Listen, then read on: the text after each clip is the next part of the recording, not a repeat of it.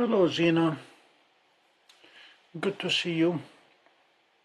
Still trying to figure out what I'm doing tonight, but for now TCRB is still there. It looks brighter than usual. I don't know what's going on, if anything. I'm gonna try to turn off the infrared, see if that makes any difference.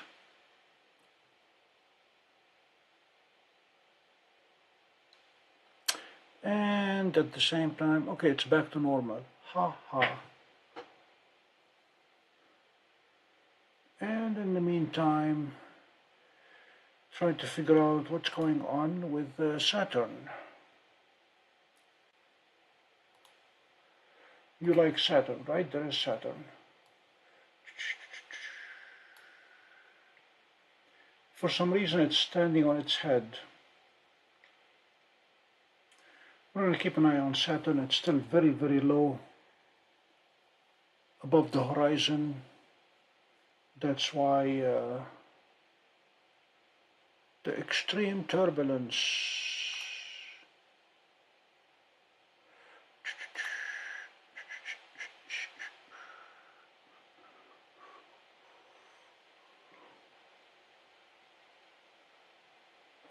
And in the meantime, we have somebody else wanting to join us.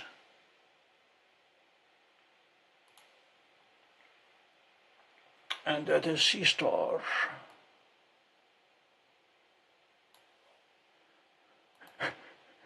Seestar took a shower today.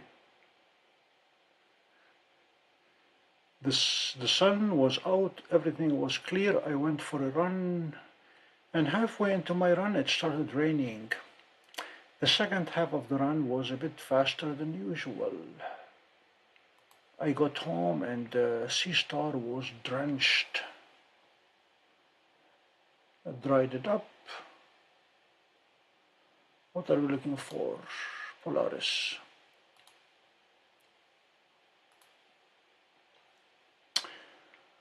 And now we have to figure out what Seestar is doing.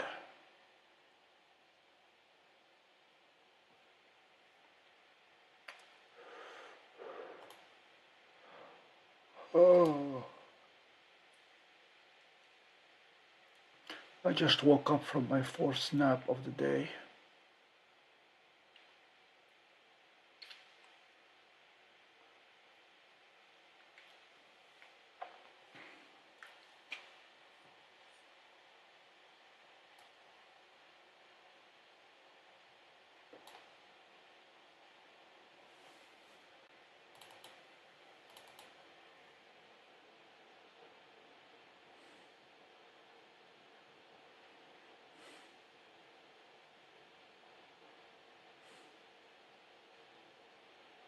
Oh yes, Seestar was supposed to go after C63 if it can. We did the Helix Nebula yesterday.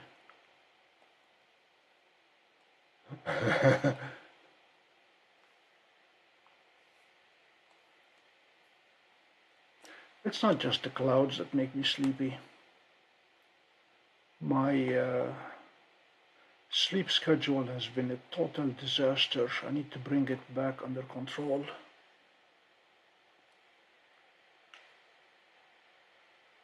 Not this week.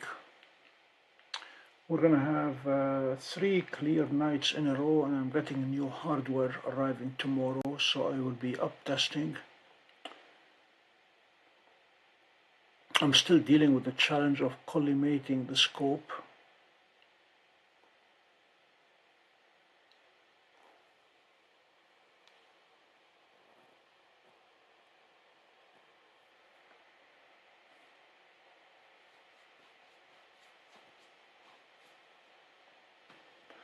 I may just have to break down and put an eyepiece on it instead of a camera and see if that helps.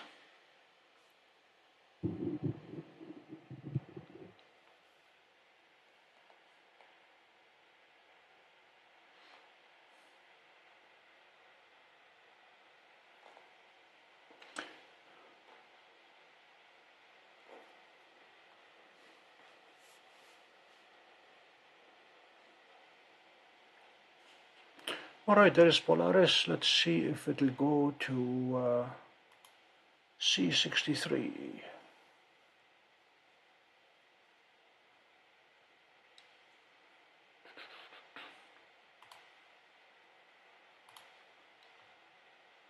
Hello Gary, and welcome to our channel. This is the Pompey Observatory, where everything that the telescopes see, you guys get to see live.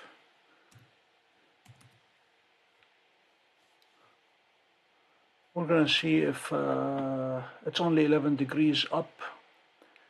Let's see if Seestar can pick it up yet.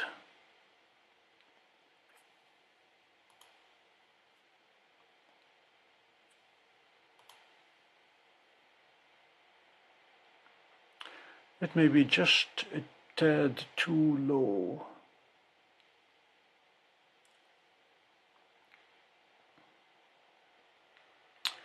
And in the meantime, let's keep an eye on TCRB. Yep, TCRB is still there.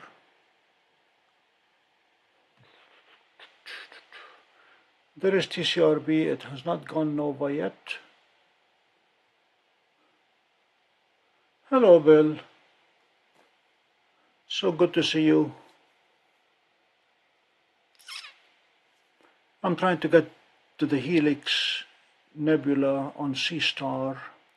Don't know if it's high enough yet at 11 degrees. We'll soon find out. In the meantime, see the tree? I like it. Okay, let's stop that and start the filter. This latest firmware upgrade on Seestar is not nice. Now we're going to see if Seestar can do as well as DWARF can, namely imaging through the tree.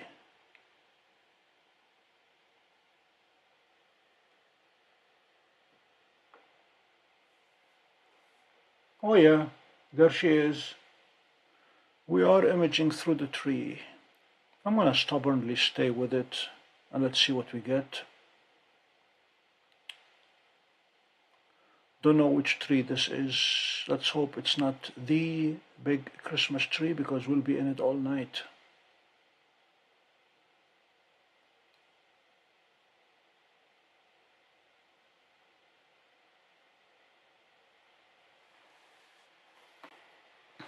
Gary, if you're not a subscriber of this channel yet, please subscribe. We have a special offer today. You can subscribe for free.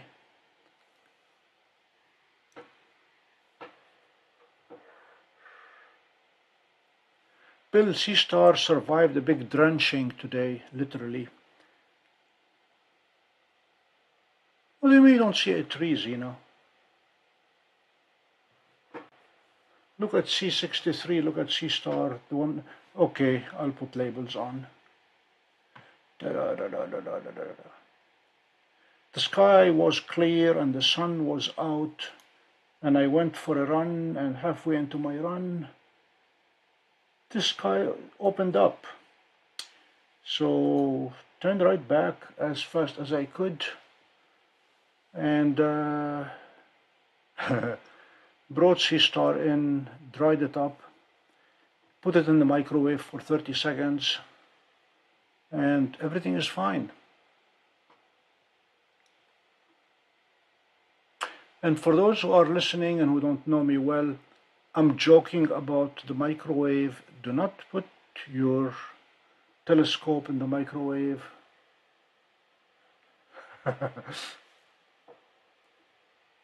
Gary, what time zone are you in?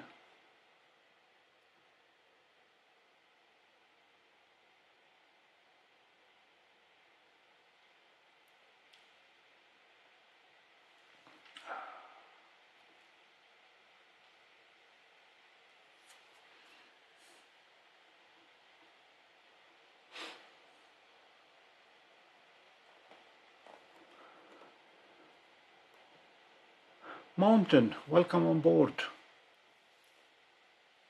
So you're halfway between Bill and Gina.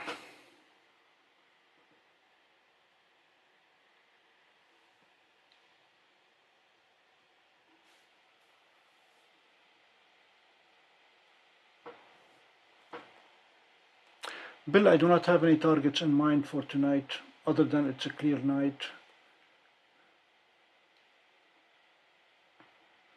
So if you have anything in mind, I have one telescope on the west wing. Hi, Jeannie. And I have one telescope on the east wing, and I have the big guy out. So I challenge you to find a target that we cannot image tonight.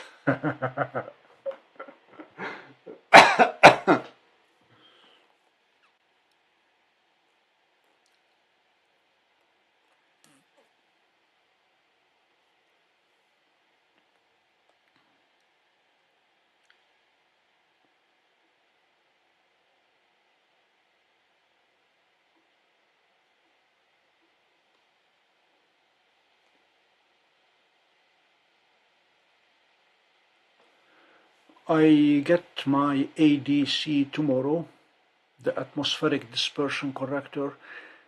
Yeah, we'll try to catch the helix when it goes past the tree. It's not stacking anymore because of no stars. So you have the eastern front. What is C28?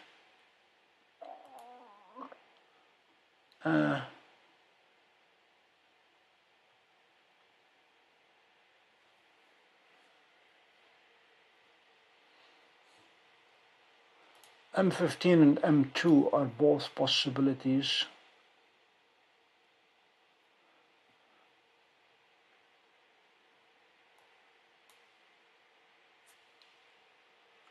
We have both veils available to us.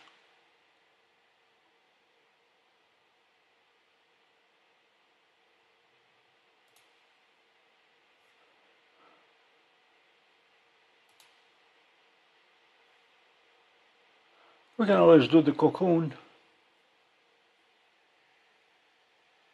M81, M82, where are they? Let me see.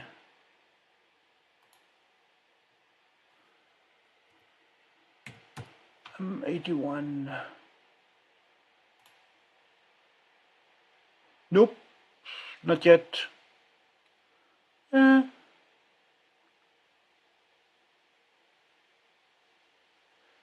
At 3:45. I don't know if we can see it. I'll go for it.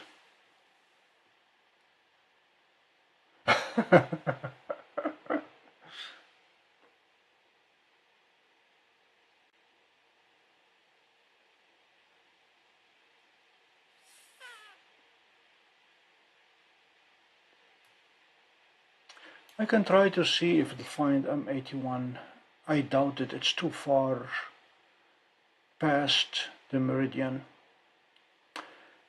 My current observatory, Gary, gives me a clear view from the north through the east to the south. And we're working on getting a new location that gives us 360 degrees. May or may not be able to get to M81, but it cannot be any worse than what we are doing now. So we'll try to go for it.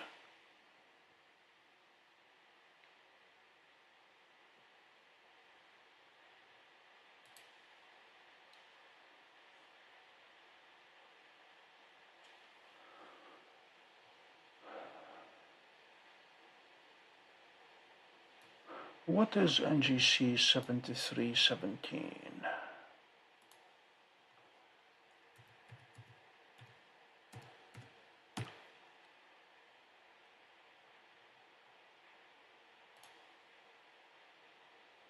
That we can do. Oh, okay.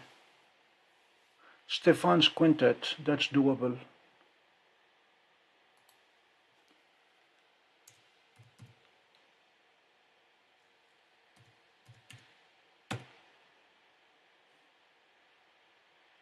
7317.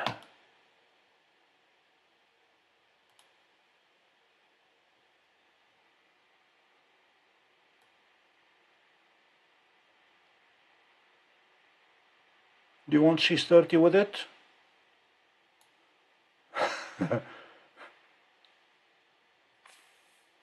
Might as well.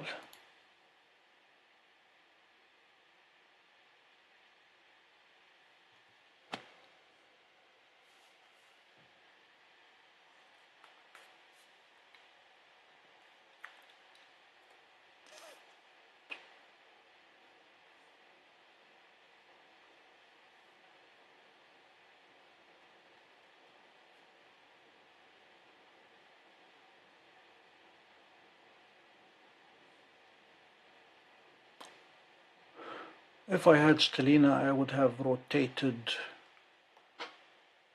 the field of view to get them both more comfortable in. There they are.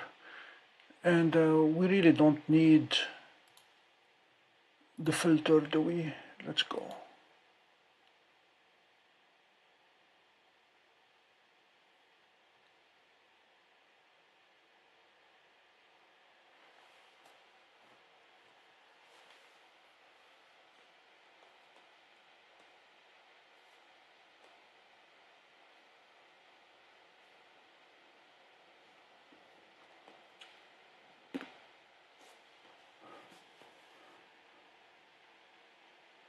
And as we label things,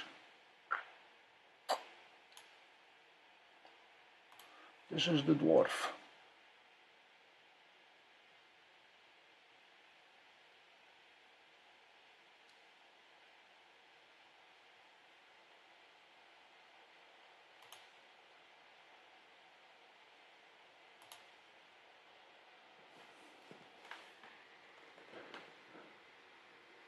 I see the quintet.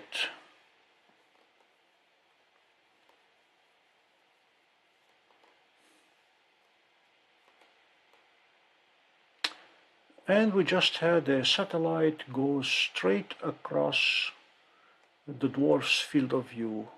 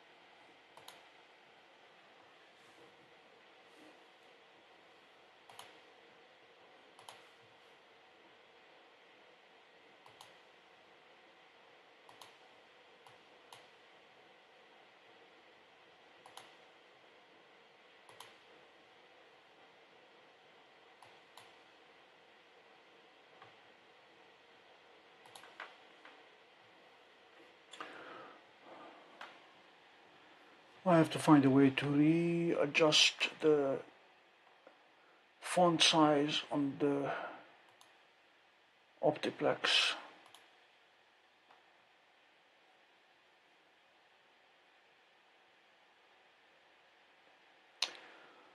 Saturn is very, very jumpy still.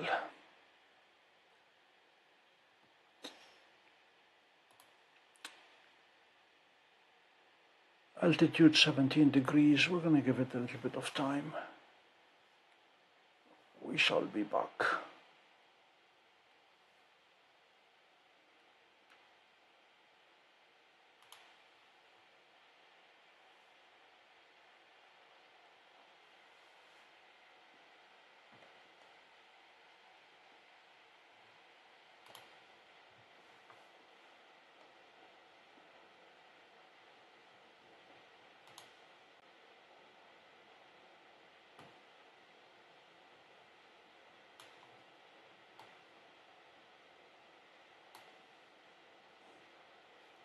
The only reason we have dwarf going is to keep an eye on TCRB. It's supposed to have gone nova by now.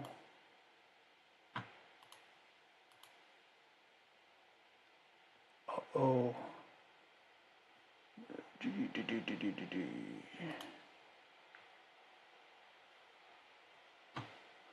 1, 2, 3.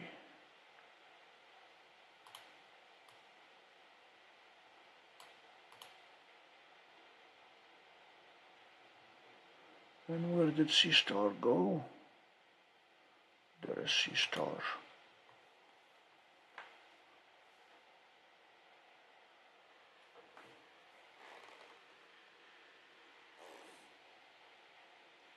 Bill, I mentioned to you that someone on the Seestar Facebook page made what appeared to be a well-informed proclamation that ZWO will be unveiling their S80, their Seestar S80 in September.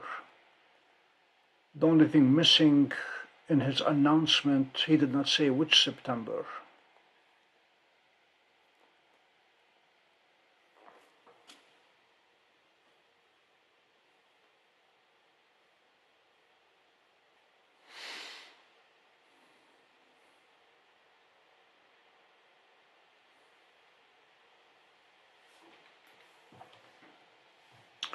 So as soon as we have enough of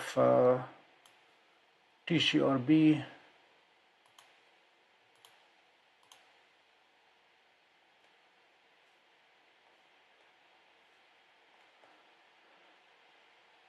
DWARF has a wealth of targets it can look at.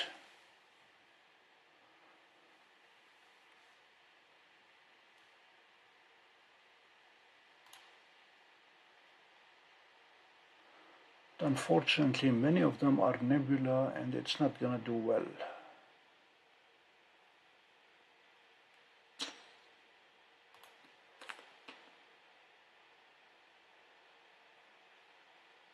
Yeah, that's the large aperture Seestar that we have been hearing about.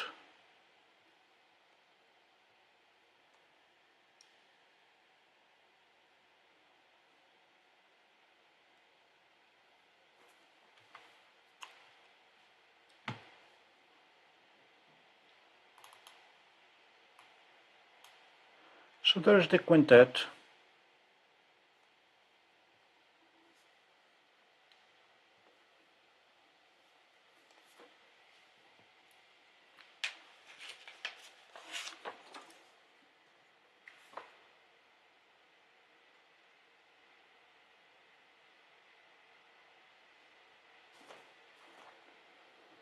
If Saturn would stop jumping,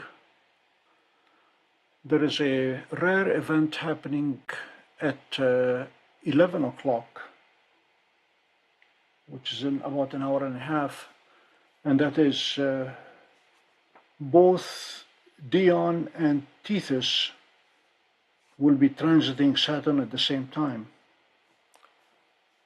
And I'm hoping that if it stops jumping on us, we may actually see the two moons transiting the planet at the same time.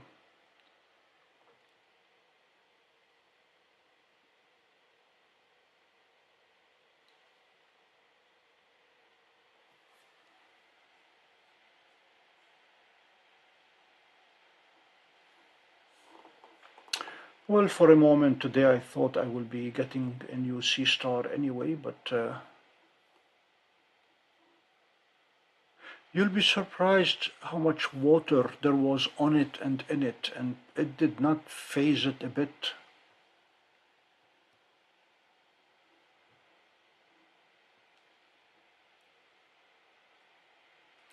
Zena, I have imaged Ganymede transiting Jupiter in the past, but both of them are bigger than Dion and Saturn. So we'll see if we'll even see the transit or not.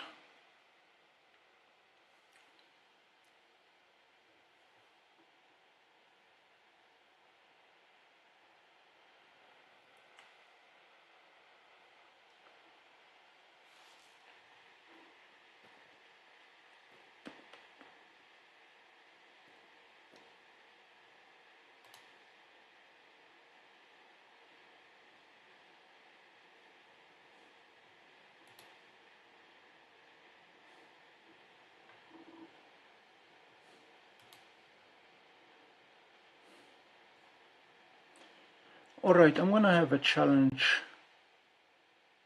to the ladies. NGC 6664 is known as Santa's sleigh.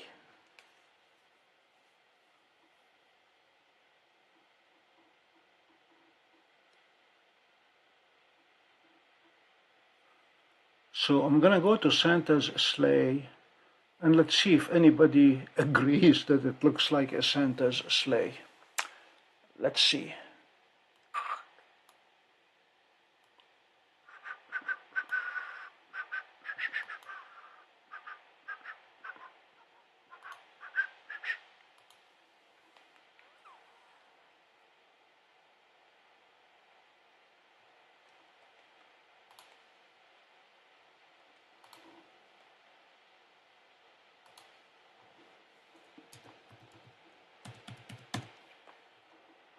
Nope. Don't know it. Ah.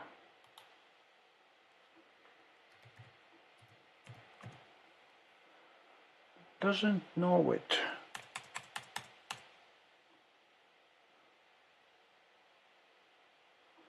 This is surprising. I thought they had the entire NGC catalog in there. Let's see if we can surf to it from M11.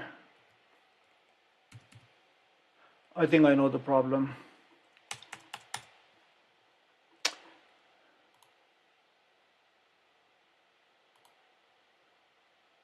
Stop. Thank you. Okay, final look at TCRB. It has not exploded on us yet. Let's try Atlas now.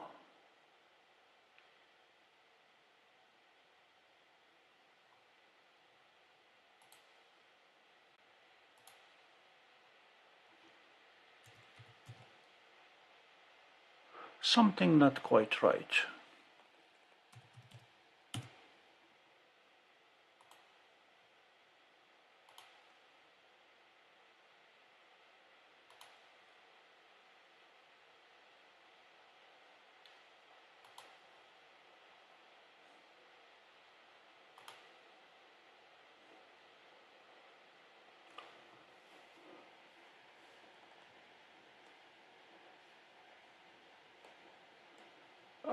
No, Bill, it was not a different version.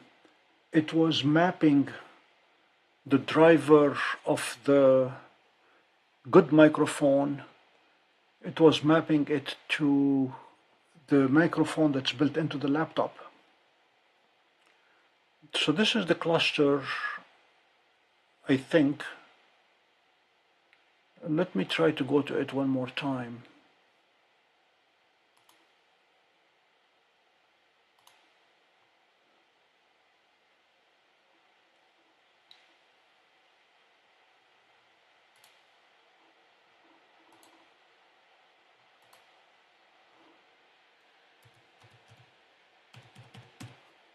When I selected the nice microphone, it told me all is well, but it was actually directing or picking up the sound from the built-in one in the laptop.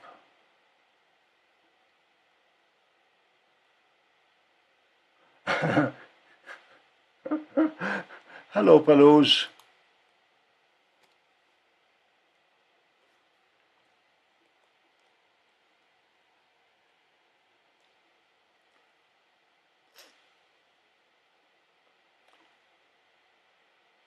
All right, if this is it, this is it.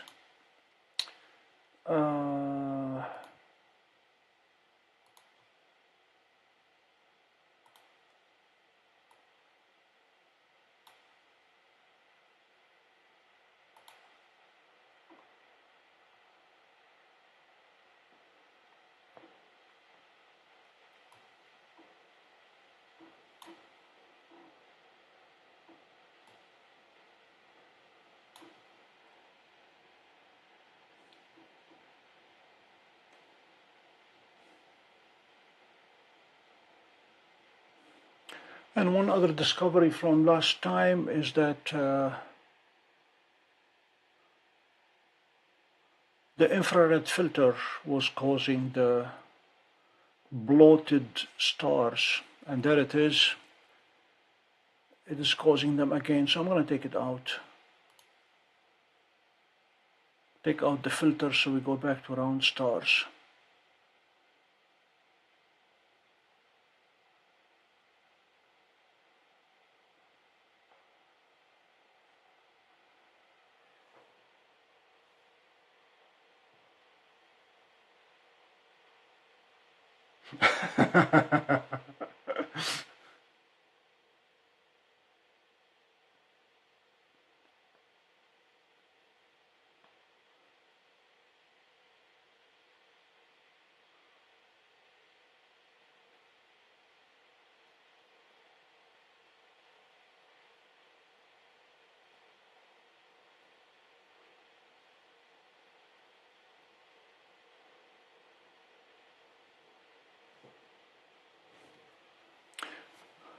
Alright, let's turn that back on.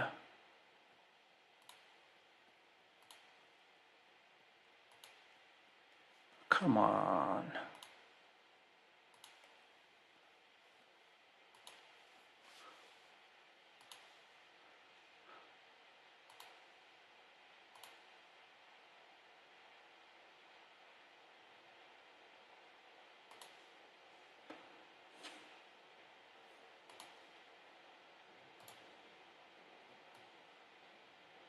Dwarf is acting wonky.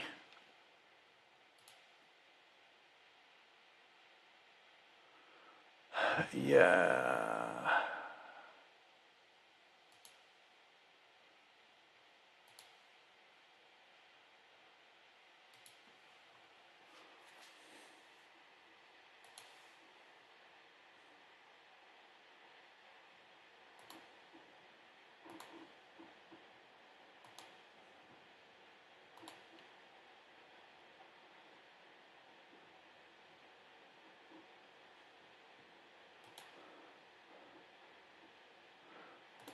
Is the International Space Station haunted?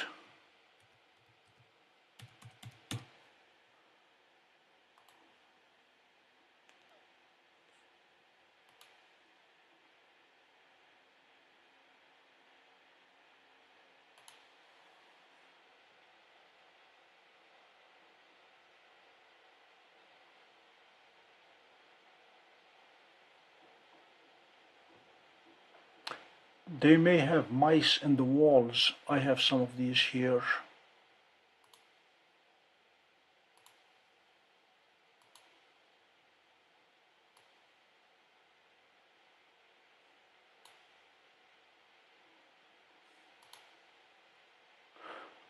Palouse, I have a question for you. Does the reefer allow radio waves to go in and out, or is that what the windows are for? I'm concerned if I put a shipping container that I will not be able to talk to Seestar and DWARF and Stellina sitting outside with Wi-Fi on the inside. Has it ever been an issue for you, or is that what the windows are for?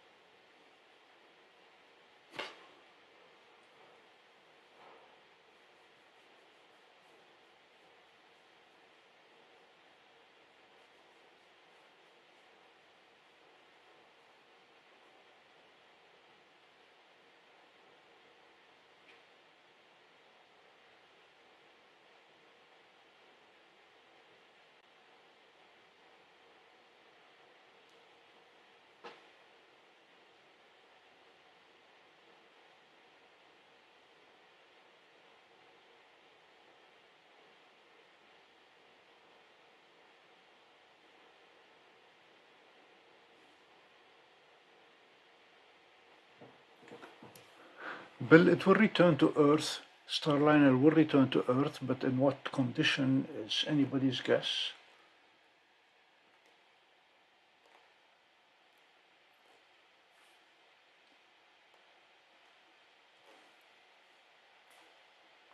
I'm worried that Saturn flying this way does not have enough lift to stay aloft.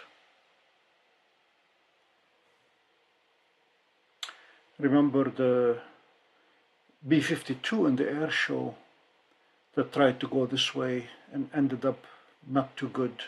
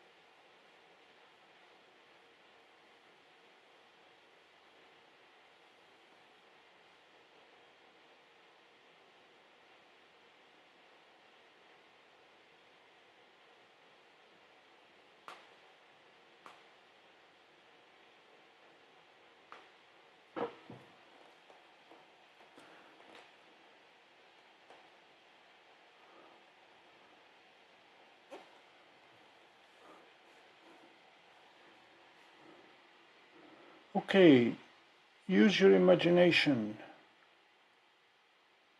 Do you see a Santa's sleigh in this picture?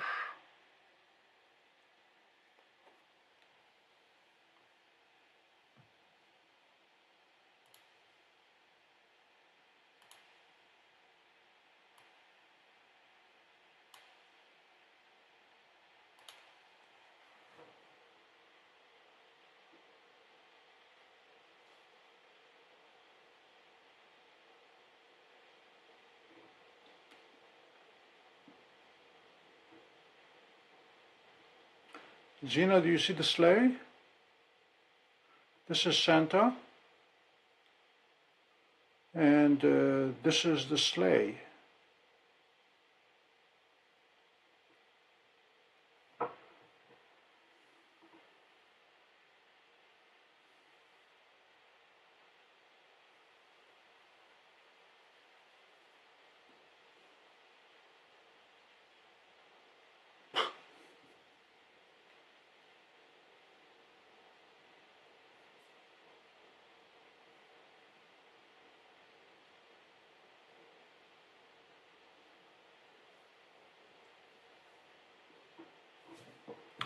I stopped at the store today to buy a happy birthday card for my grandson who turns 6. And I was surprised they already had a card section for Halloween and another card section for Thanksgiving and another section for Christmas cards. Guys, it's still Labor Day. Hello, Larry. I did not name it Santa's sleigh. Whoever is in charge of naming the heavens named it Santa's sleigh.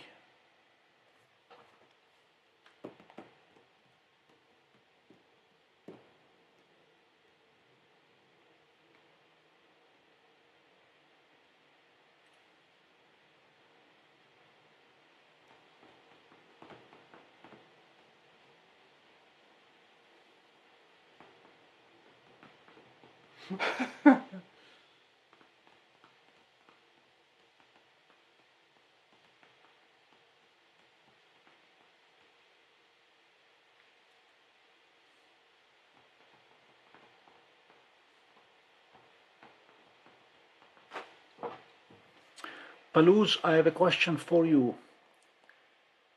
Does the reefer prevent Wi-Fi signals from going out? If I get a shipping container, am I able to control Seestar and DWARF from inside the container if they are sitting outside, or do I need an external antenna, or do I need to cut windows into the reefer?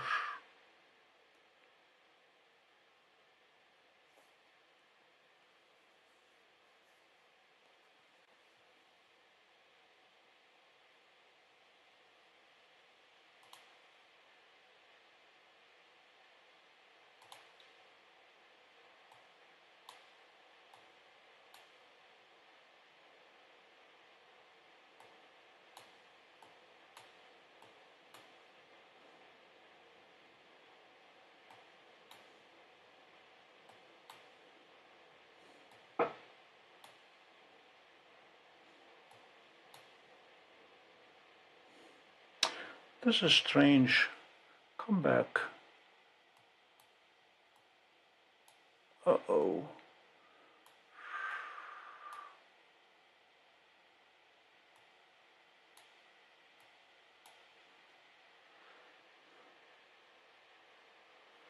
The arrows on the iOptron commander do not work the same way as the arrows on SharpCap. Uh-oh. Looks like I have a camera that is at an angle. Okay. That's tomorrow's job.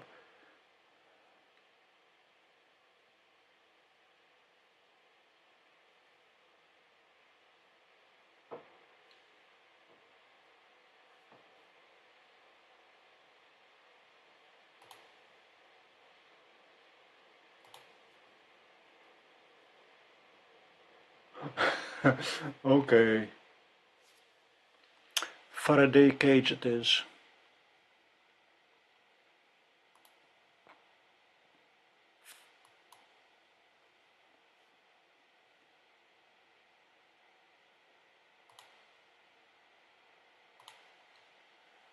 Okay, it is 10 p.m. We have Stephen's Quintet. We have C30.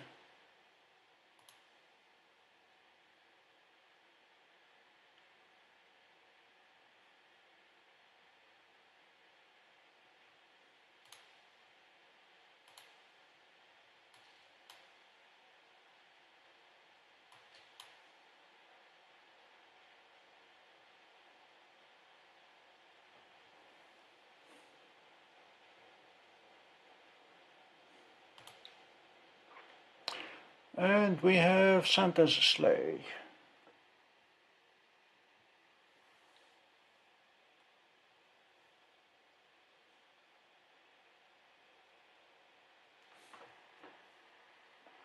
All right, I'll be drilling holes in it.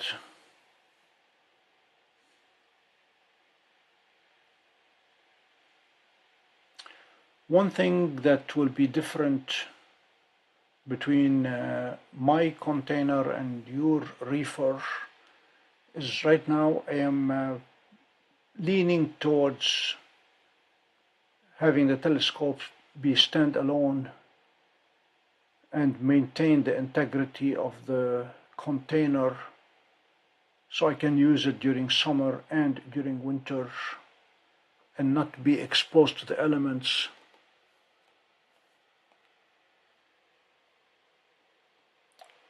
Dwarf is showing an interesting concentration of stars. I believe this is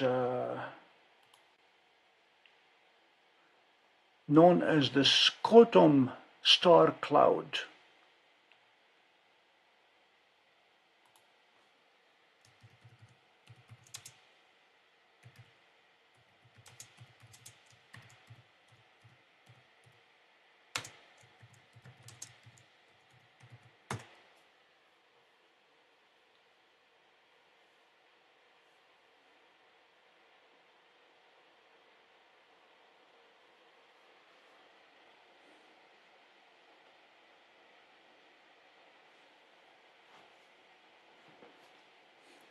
I'm going to attempt to move squarely into that star cloud and see what we can find in it that might be of interest.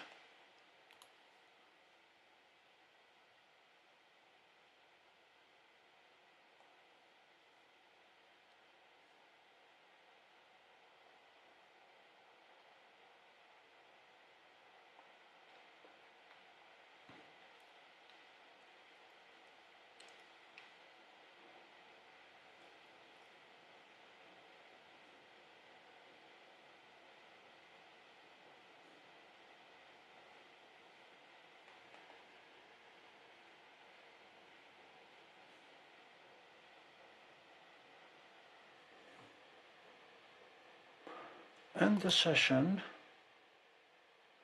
stop tracking,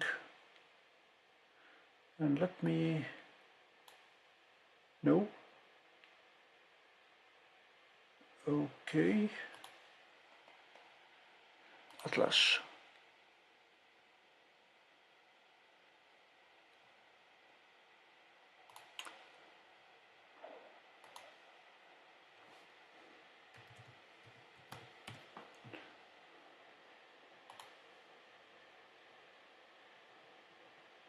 No, that's the wild duck cluster.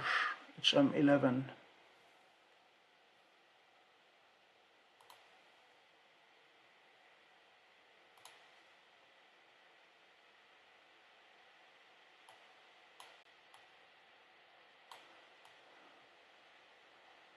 That's the cloud that I'm trying to look at.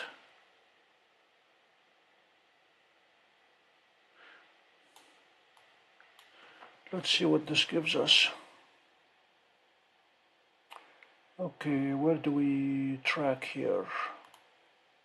Okay, there we go.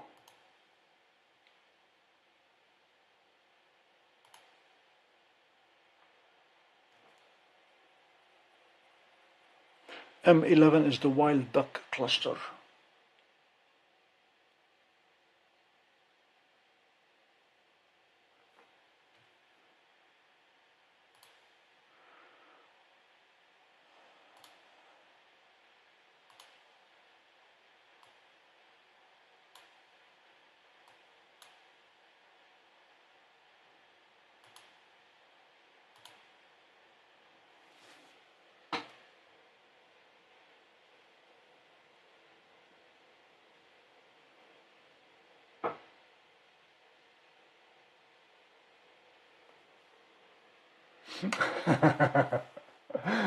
Thanks, Jeannie.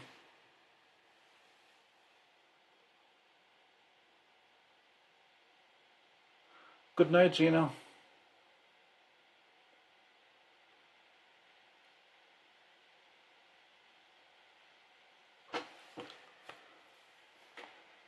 Palouse, the problem is I don't think any of these guys can be controlled with cables anymore. The big Edge 11, Edge HD 11 is controlled via cable.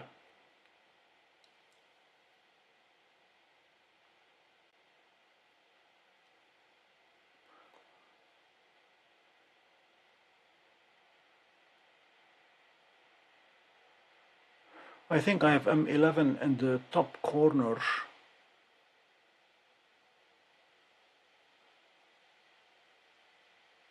Let me bring it down.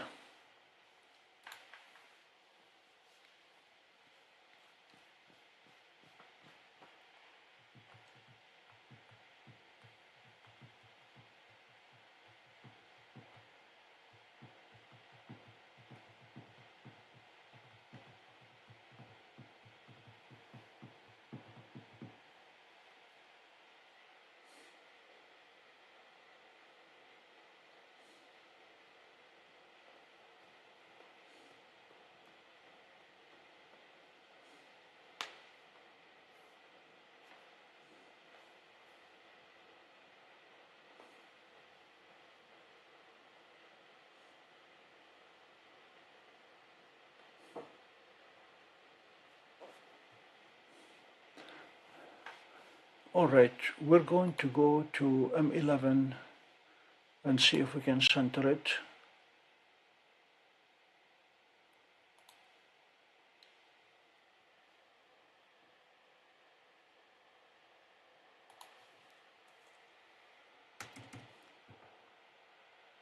Hello.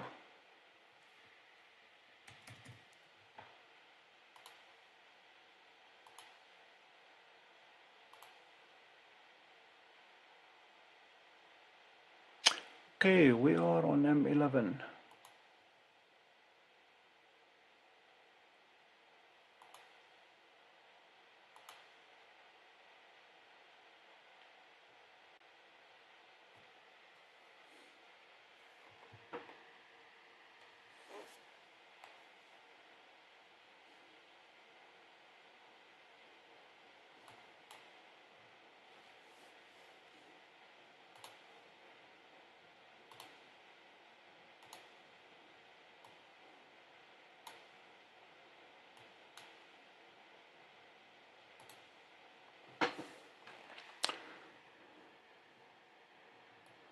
In the meantime, M81 is at 350 degrees. We may be able to pick it up. Let me try.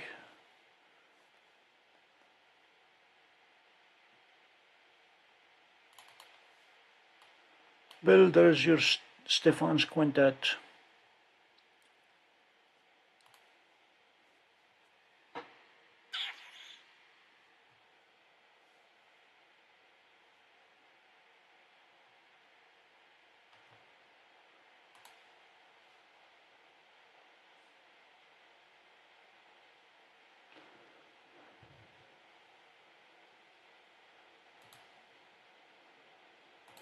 We may or may not be able to get to M81, we'll see soon.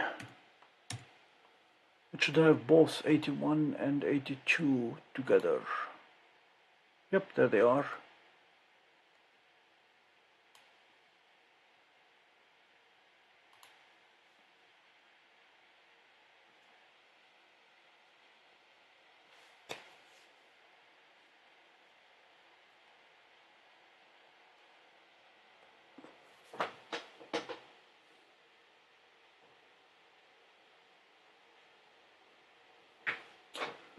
Hello, Matthew.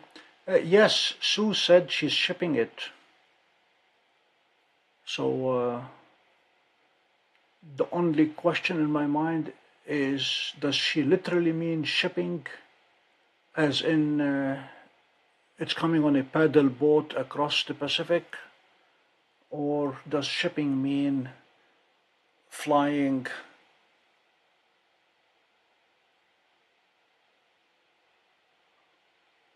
All right, we have, where's the other one? It's not, okay, I know what's going on. There we go.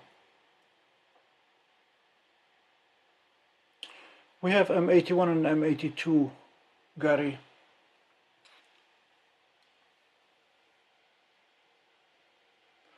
There we go, and a satellite trail.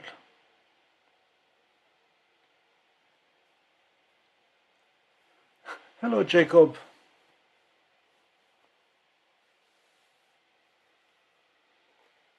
We have a totally unstructured session tonight, so if you have any request, send it along. Right now we're imaging M11, the wild duck cluster on the dwarf, and M81, M82 on Seestar, and Saturn, waiting for Dion and Thesis transiting Saturn in about an hour.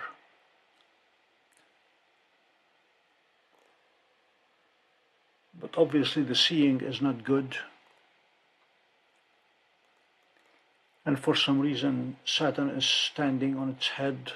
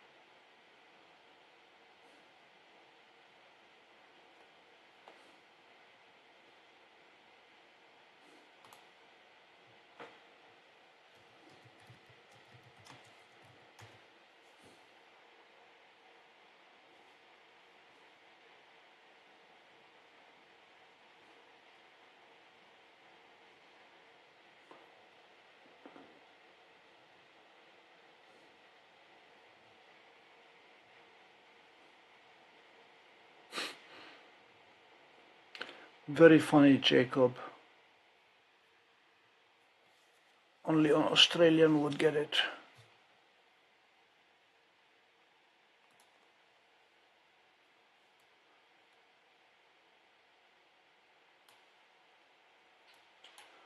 Actually, it is within reach.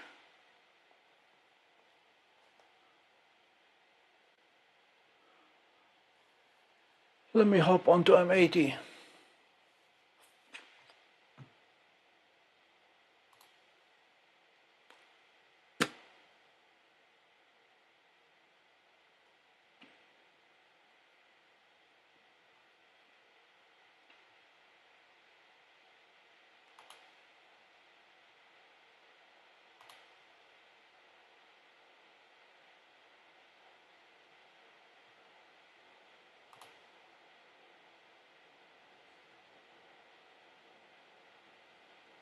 Whoa.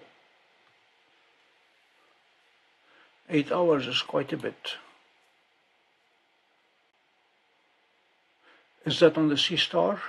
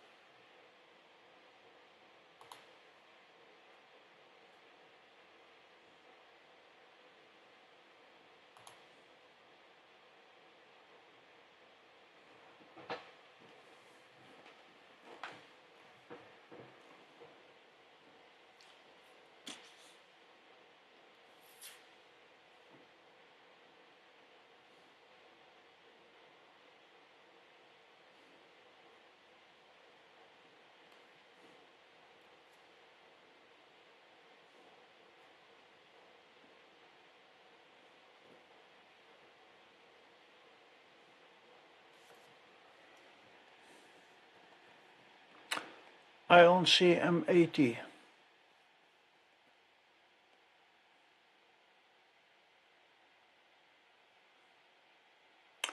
It's probably in the trees.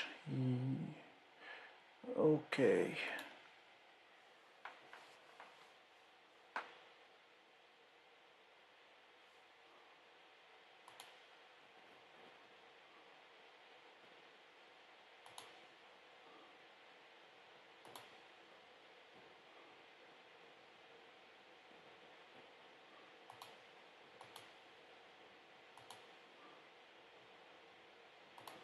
Okay, M80, no joy.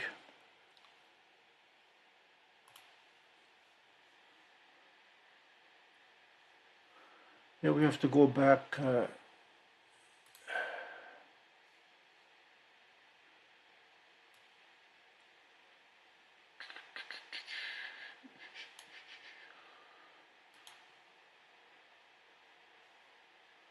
What is the Great Rift?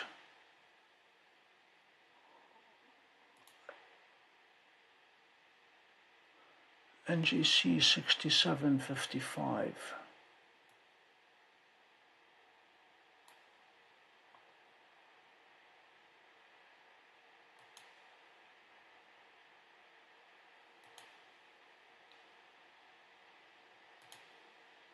The Dumbbell Nebula just crossed the meridian.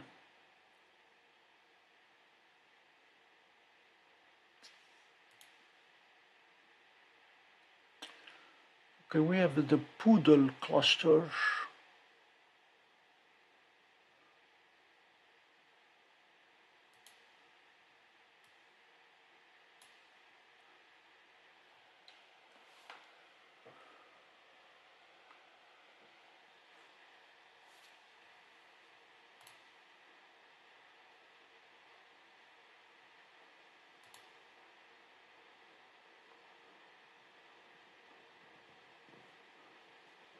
Okay, NGC 6823. Let's see what that is.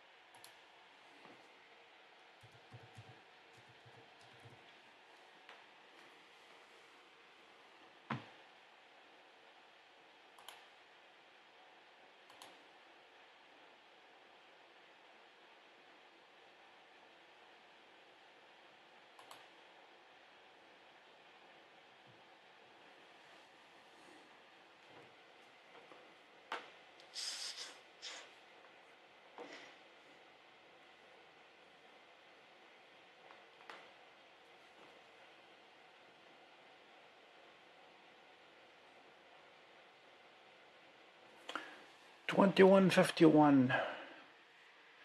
Let me see what it is.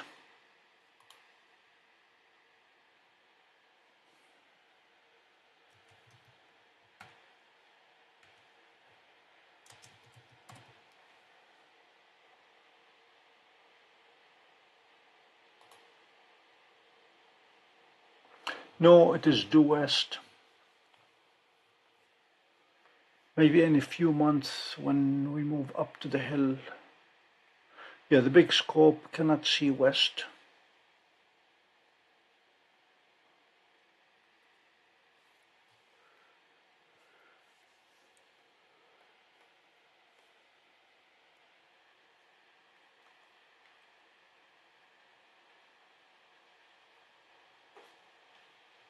Something not quite right.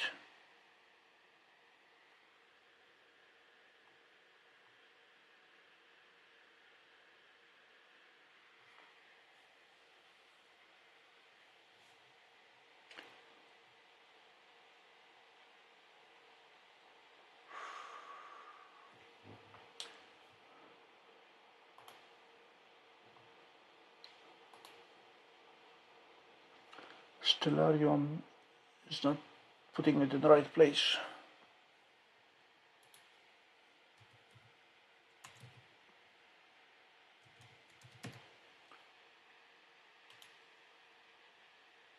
No, it is. Sorry, it is putting it in the right place. Yeah, it is due west. I cannot see it.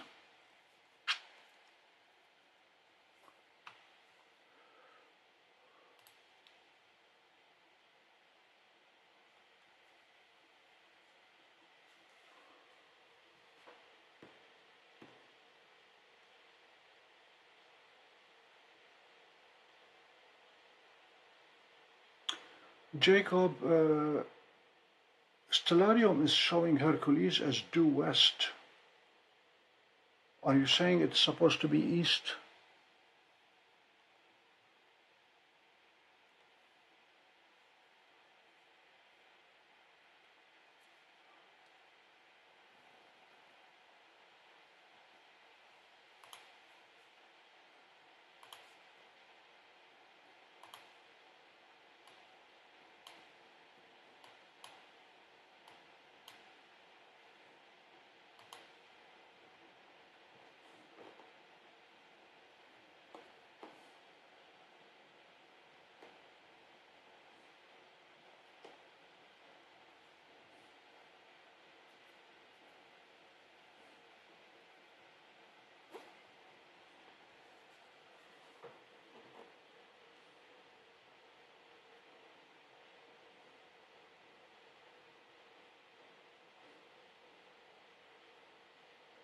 Ah, okay.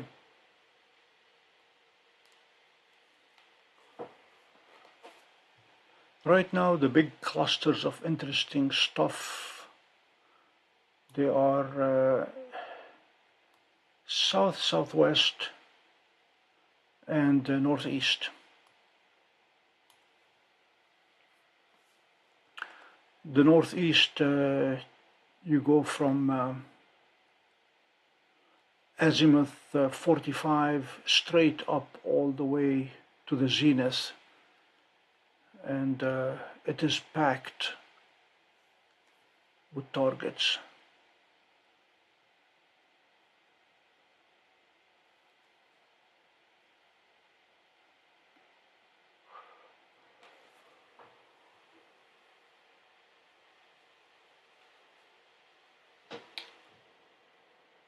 To everyone who just joined us, station identification. This is the Pompey Observatory in upstate New York.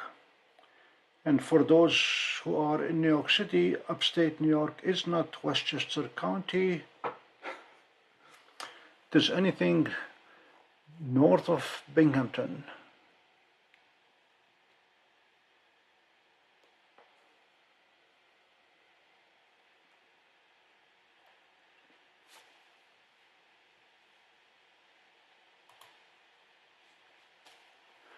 M81 is starting to look nice.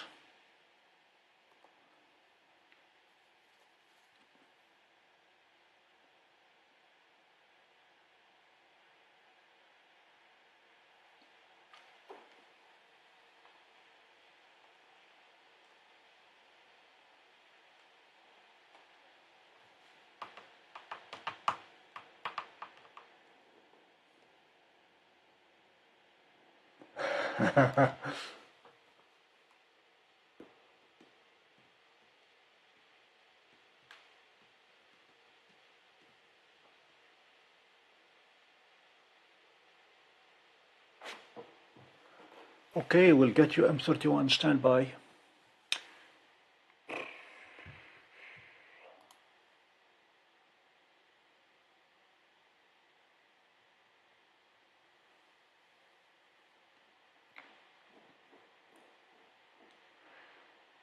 The dwarf is going to make the journey from the west wing to the east wing.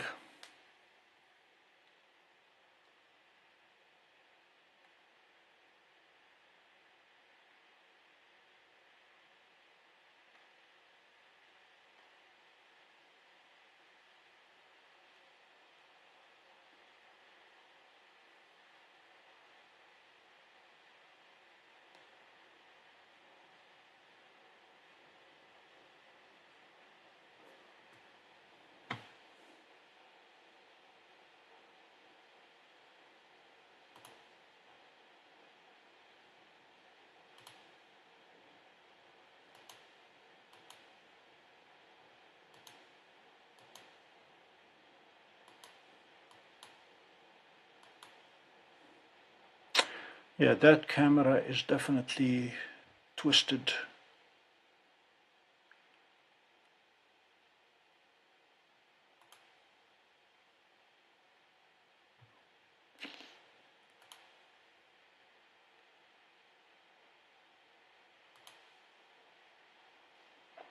Okay, I'll be back.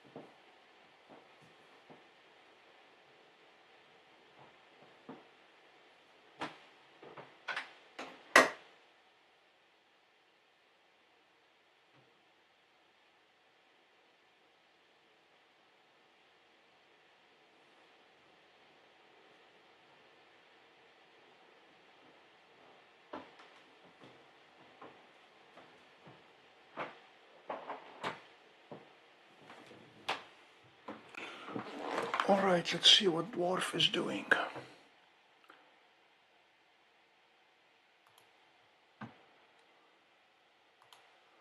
Okay, end current session, let's calibrate again.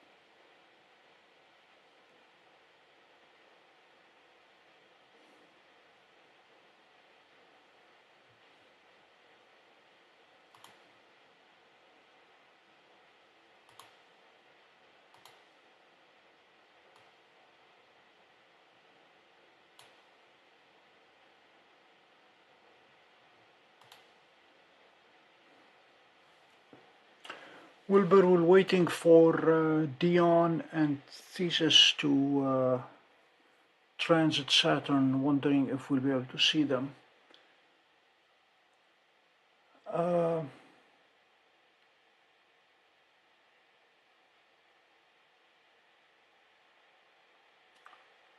Let's see, okay, there is M31. Okay, we're going to be stacking M31 for a little while. Just want to make sure that the curves are, yep, they're good.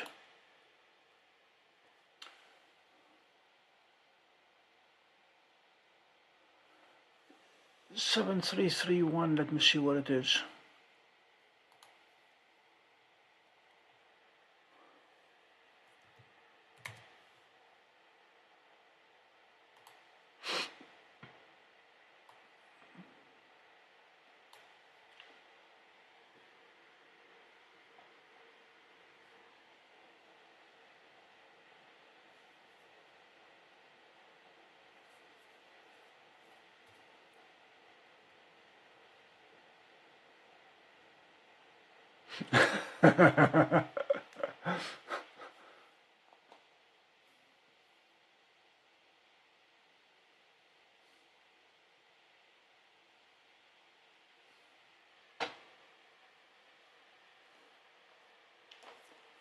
I'm going to overexpose the moon, the Saturn, to see if we can see the moons.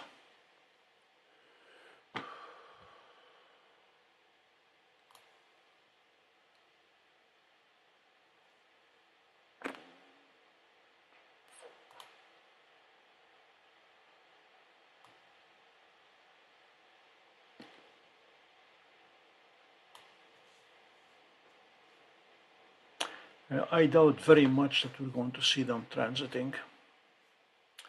Not with this very poor seeing.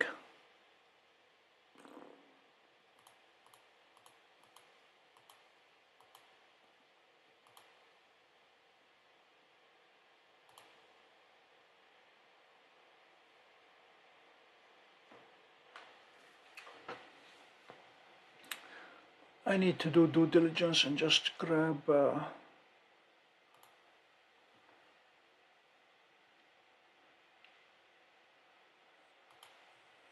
little video of Saturn.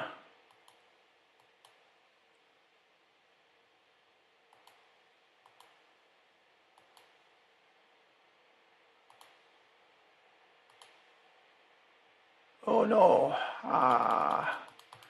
Runaway scope.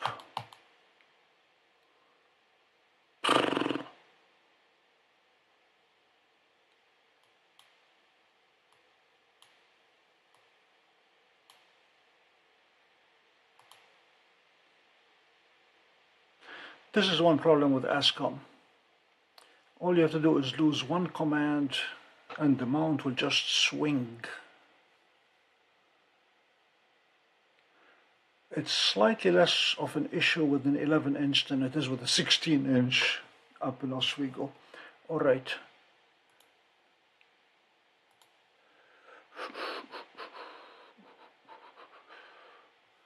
This should do. Yep. And we have Saturn. Let's do a 30-second quick capture. It's capturing at 94 frames per second.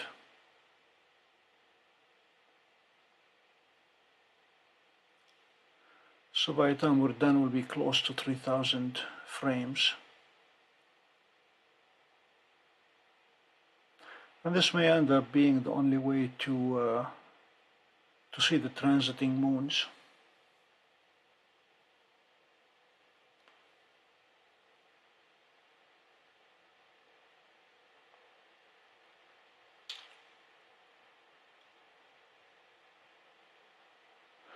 ADC is supposed to arrive tomorrow. So tomorrow night we will be fiddling with the ADC. My big question to you, gentlemen, is putting the Crayford focuser and the ADC will put the sensor about 8 inches away from the back of the scope. I'm not worried about the back focus. I'll be way beyond that. But the uncertainty is, will the mirror move enough to let me focus on the sensor, on the camera? And that's going to be the uncertainty tomorrow. If I cannot, then I may have to remove the Crayford focuser and go back to focusing the scope by moving the mirror as opposed to moving the sensor, the camera.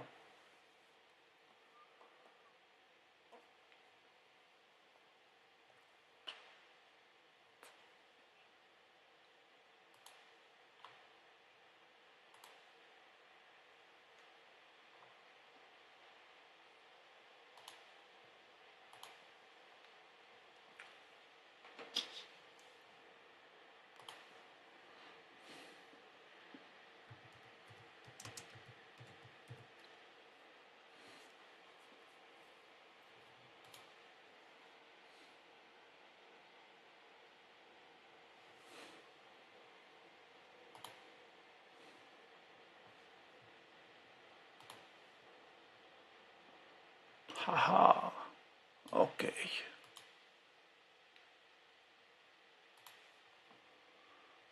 That's more like it.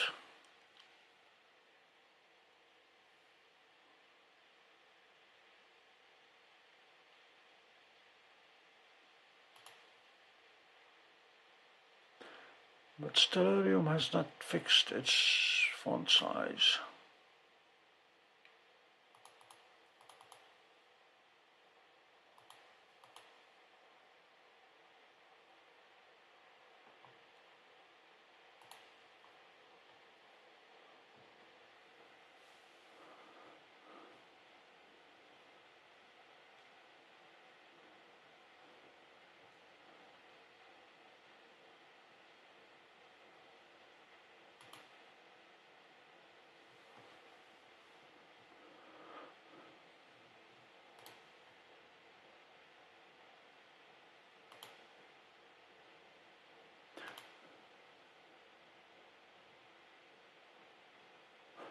M31 is already looking nice. And we have stacked only 44 frames at 10 seconds each.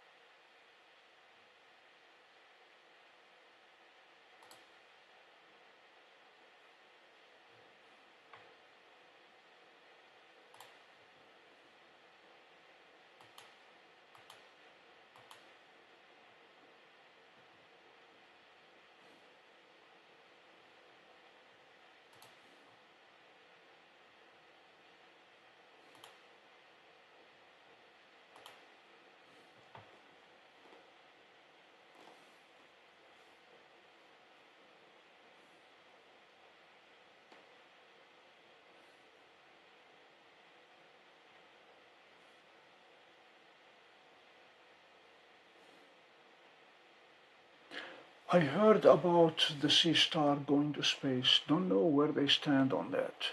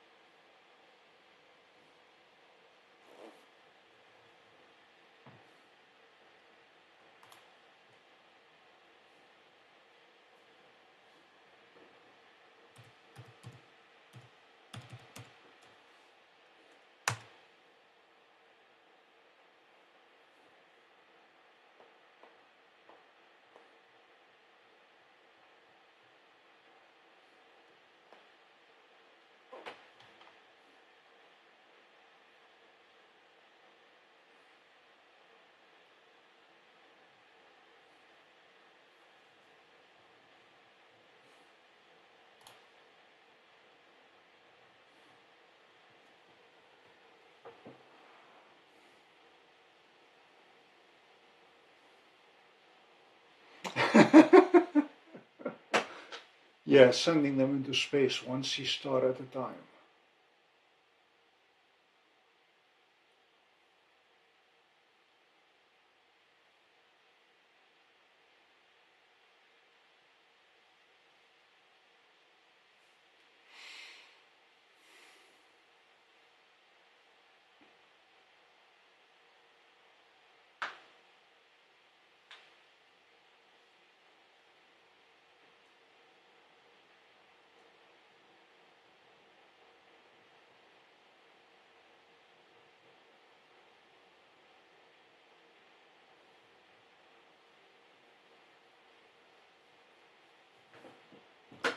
I don't know that the ADC is going to do much to reduce the jumping.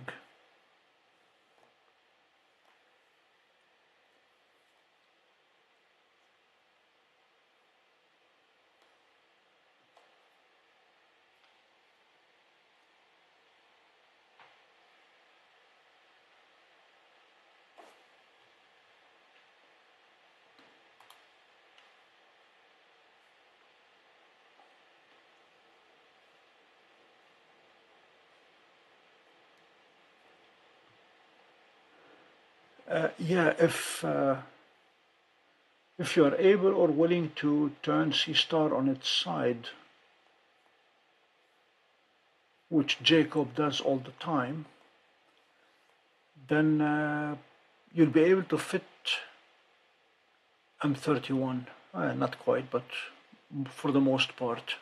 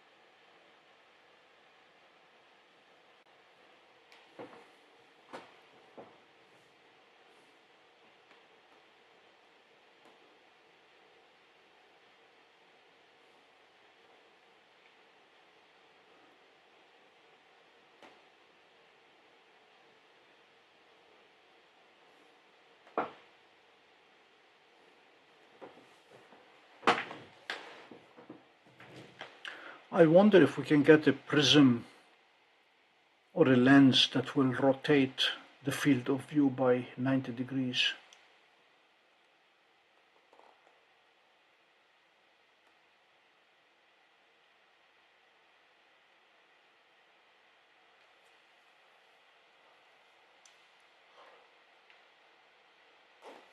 Yes, Dwarf 2, thanks Bill for the reminder. There we go.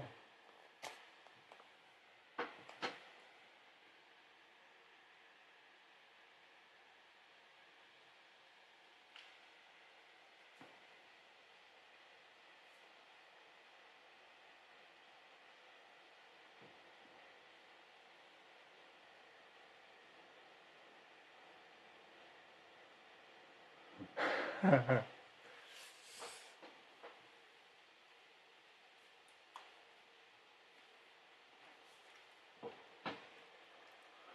Stellina rotates the sensor. We have the ability to rotate the sensor.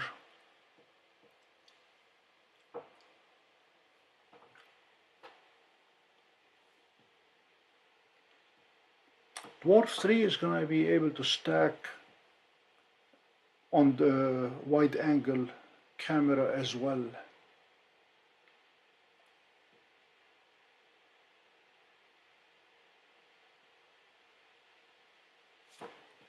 No, it is not Genie. This is M81 and that is M31. If you have an 81-inch monitor, you should be able to see them.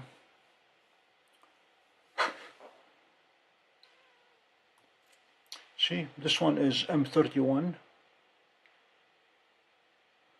and this is M81.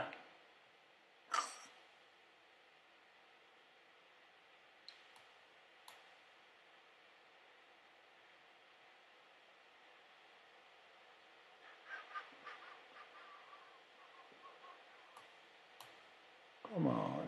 Oh, there we go.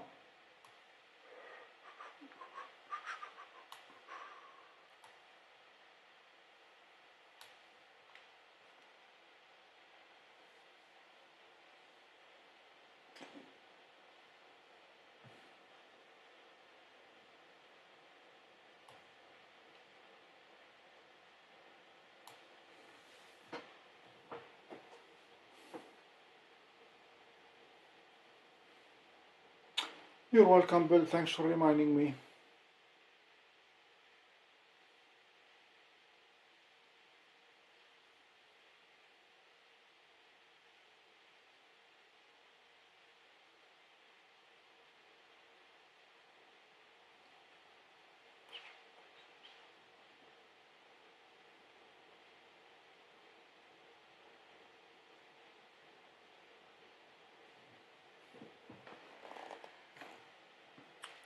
M81 is a very beautiful target, but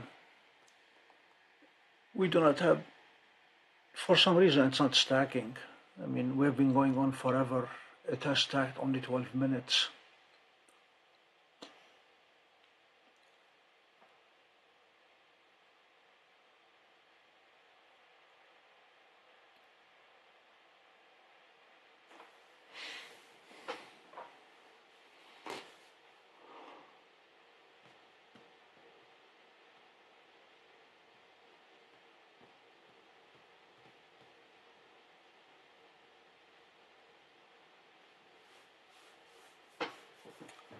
Jacob, the answer is yes. If you're stacking, doing your own stacking afterwards, I would capture a whole bunch with the filter and a whole bunch without the filter and stack them all together. Because Seestar is not switching a filter in or out, it's swapping two filters. So in either case, you'll be letting wavelengths or bands that the other one was not letting through.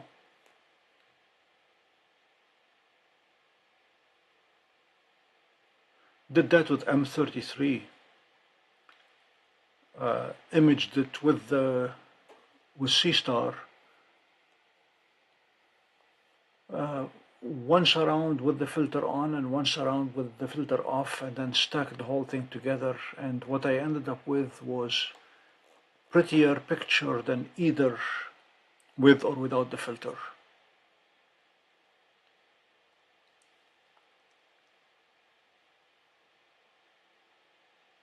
By the way, M31, I have IR pass on it, not IR cut.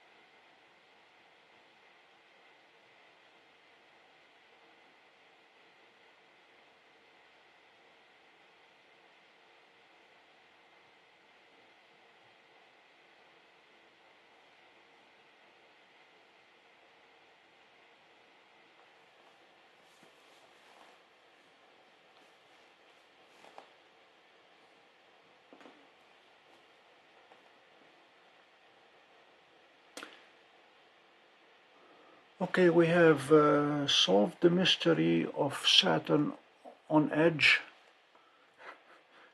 It's the camera that is rotated.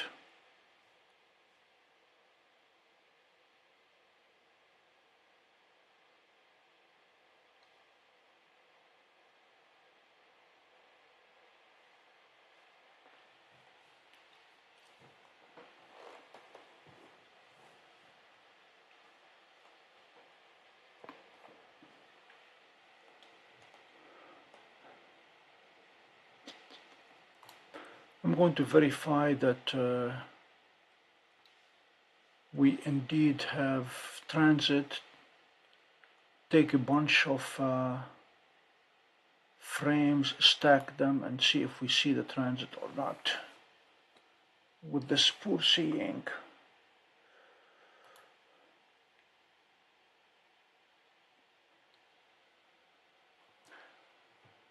And ladies and gentlemen, if you are watching and you're not subscribed, please subscribe.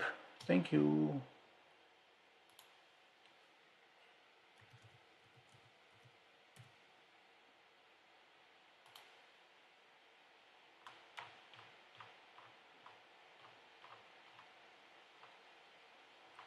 Okay, yep, Dion and Thesis are both on top of Saturn right now. So,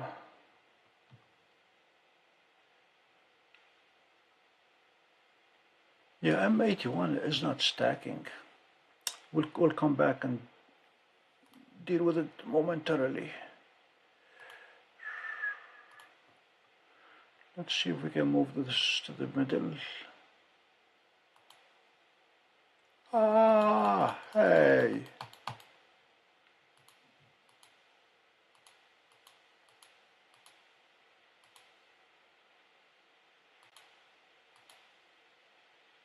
This runaway mount business is annoying.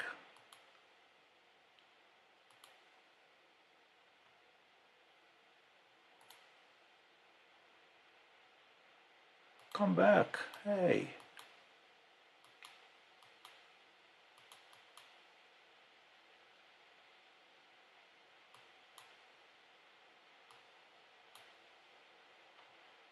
Just stop moving.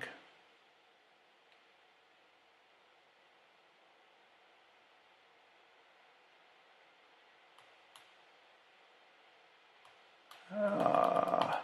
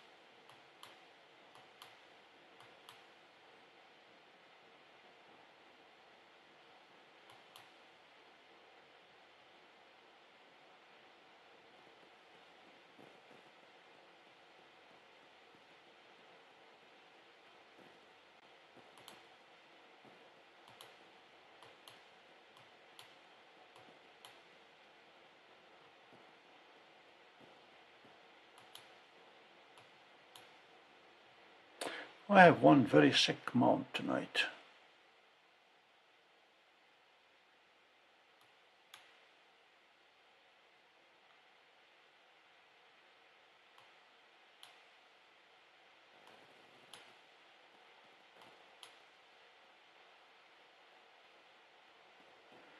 Let me see what's going on here.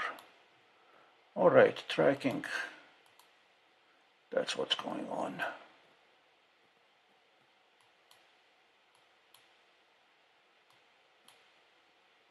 It switched off tracking on its own.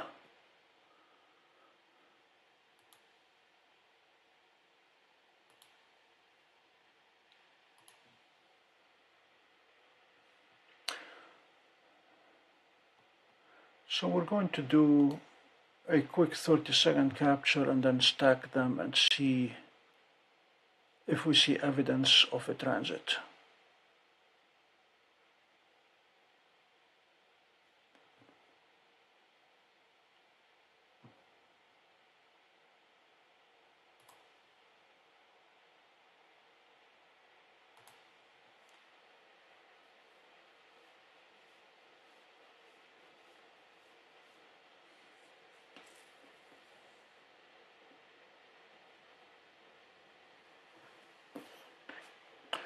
Okay, we have done our capturing.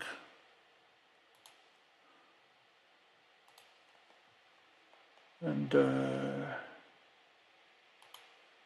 we'll do a quick and dirty stacking.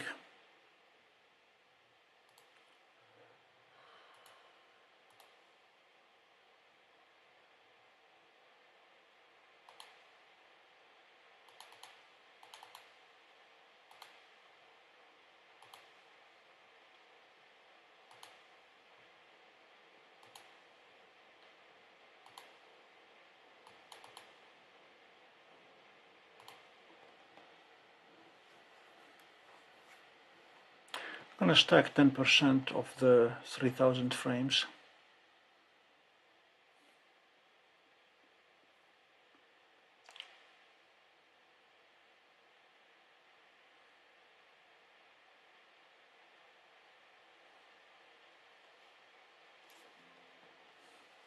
Yeah, quality is not that hot. Okay.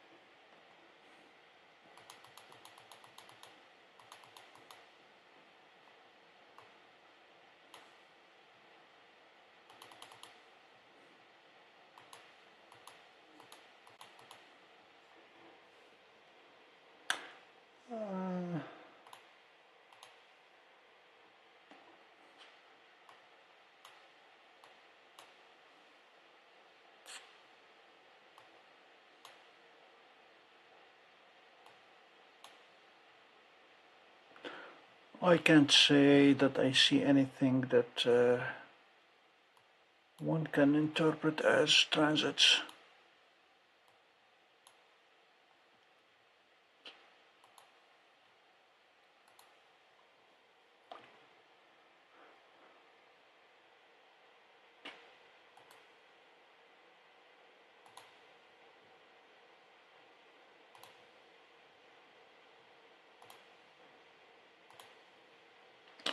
Okay, no joy. All right, let's see. Palouse, where did you want to go? C30?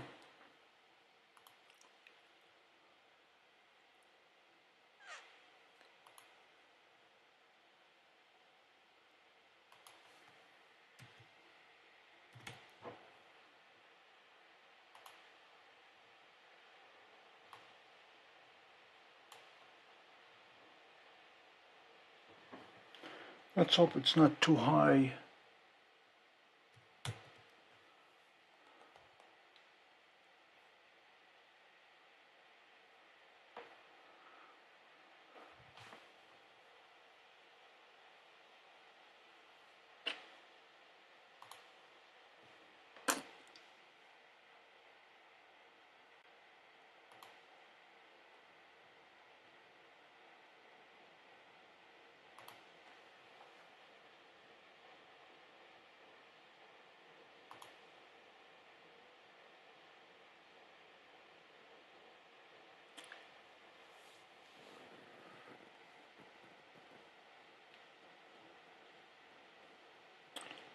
Reefer looks like we are staring into the inside of the dome.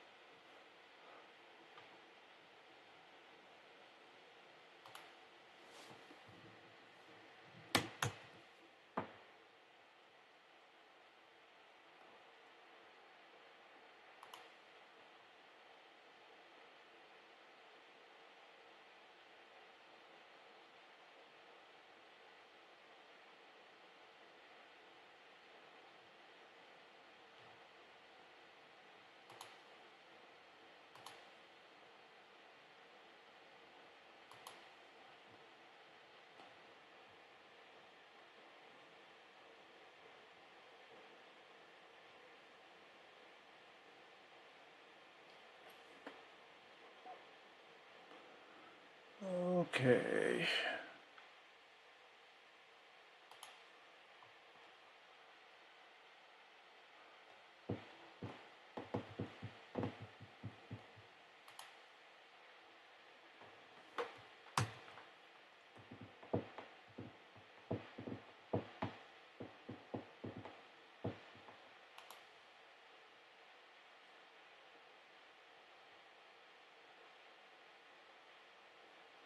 It's right there.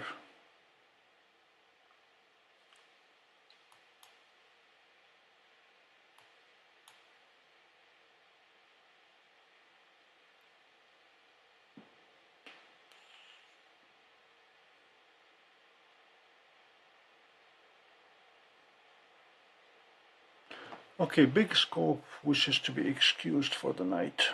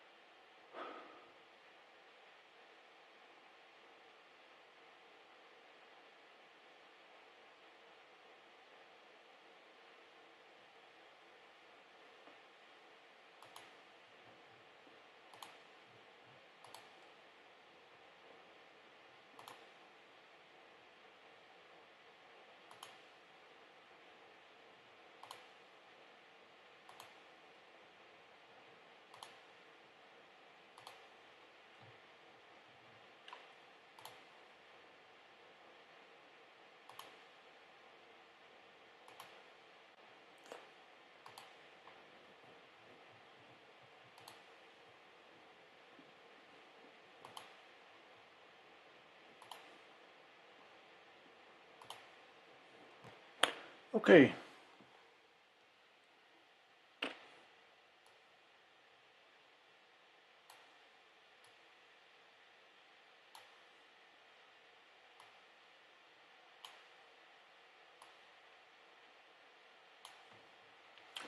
So M31 is doing well. M81 is starting to do well with major rotation.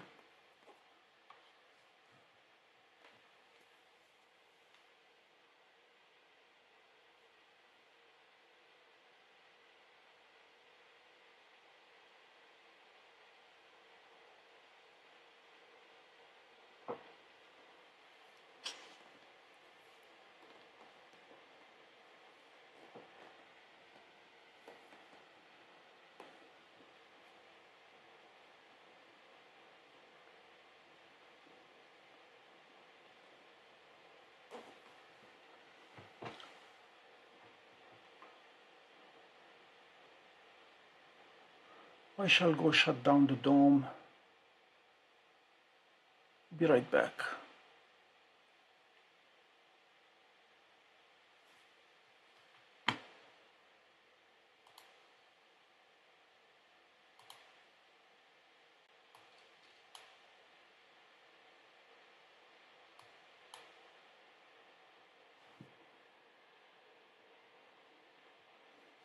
Before we do that,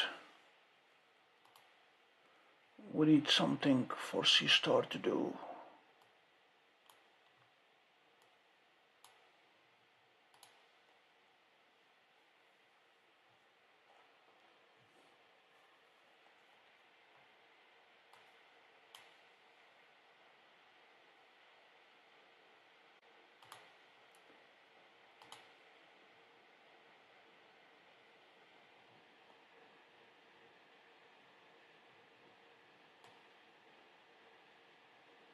Okay, C30 is big enough for Seestar.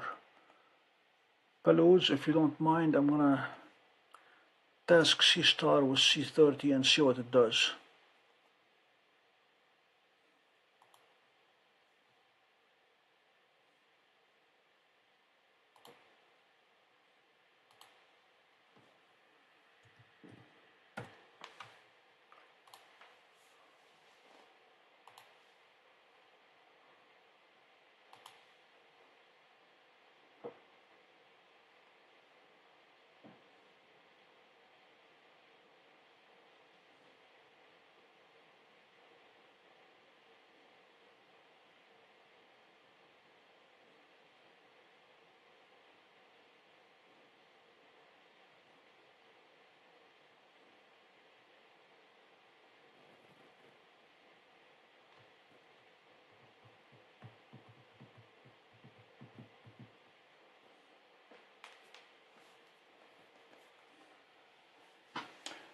Okay, time to label them again.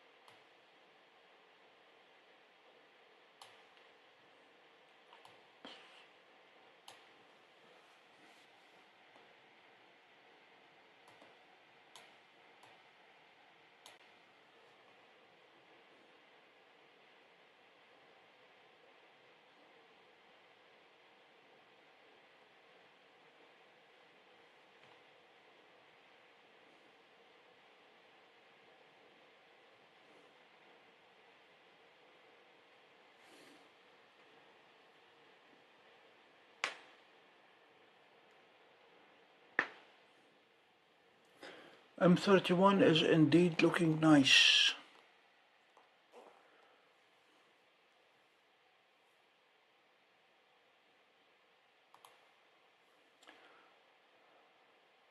Well, we're getting a whole bunch of additional galaxies there, 7315, 7340 and 7343. So we're going to do this. And we're going to do this.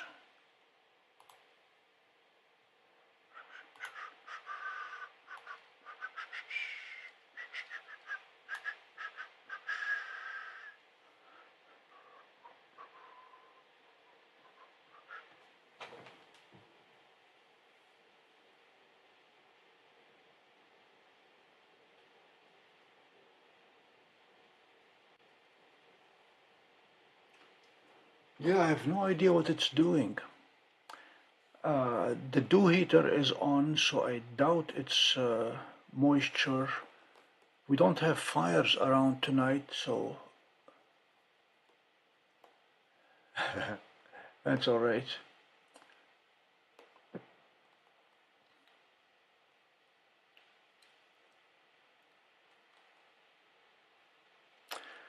I lament the decision of trading up from the 8-inch to the 11-inch. My 8-inch Edge HD on a C-Jam mount it spoiled me. It was such a good scope. And it was perfectly polar aligned and perfectly aligned to the point where I could find targets during daytime. I mean, I captured the International Space Station during daytime. I got Jupiter, I got Saturn. I'll just tell it to go somewhere and it'll go exactly there. Never more than a fraction of a minute off. And then I was under the naive illusion that going from an 8-inch to 11-inch will improve things. Bzzzt, wrong.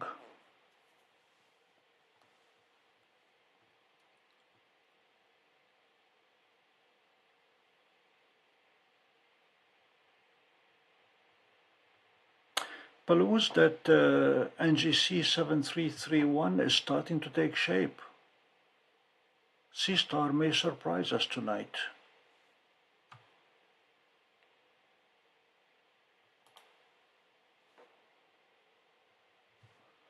Okay, I shall go lock up the big guy. I'll be right back. And I will leave the audio on because there is a good chance that my Belgian Malinois will think that I'm breaking in. So you'll have some audio entertainment. I'll be back.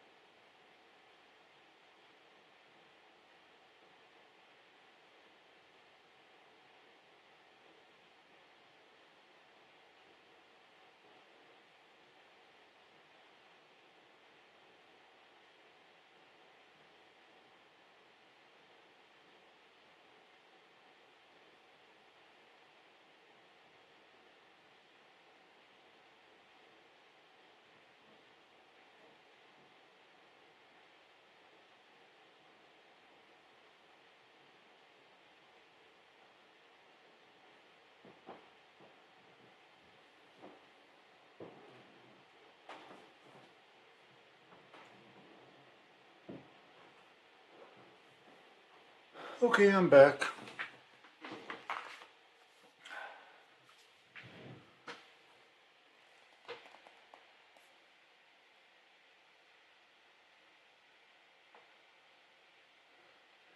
As soon as I stepped outside, I saw the answer to why the 11-inch was misbehaving.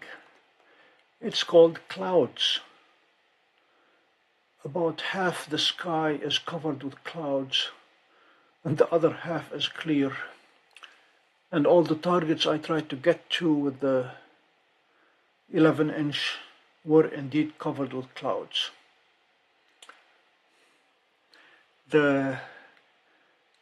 Which also explains why Seestar was having trouble imaging M81 and M82.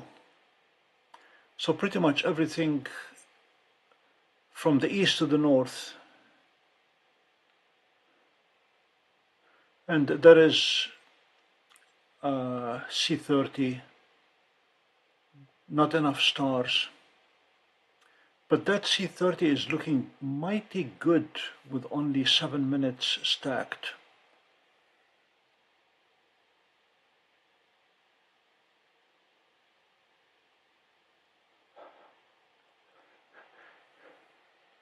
Sorry, Wilbur, it's Dwarf is sitting on the perch that the all-sky camera uses. Can't have everything on at the same time. When I move to the new place, the all-sky cam will be sitting on top of the reefer. And hopefully I will get a round camera or a square camera as opposed to a rectangular camera so we can see a lot more of the sky. And I'll put a dome on it so that the rain doesn't bother it.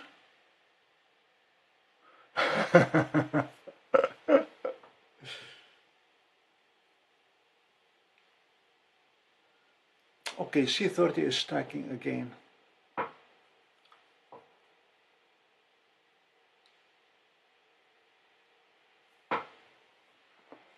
I'm going to hang in with those two beautiful galaxies for a little while. Bill, I'm going to defer to you when you have enough of M31, but it certainly is a beauty.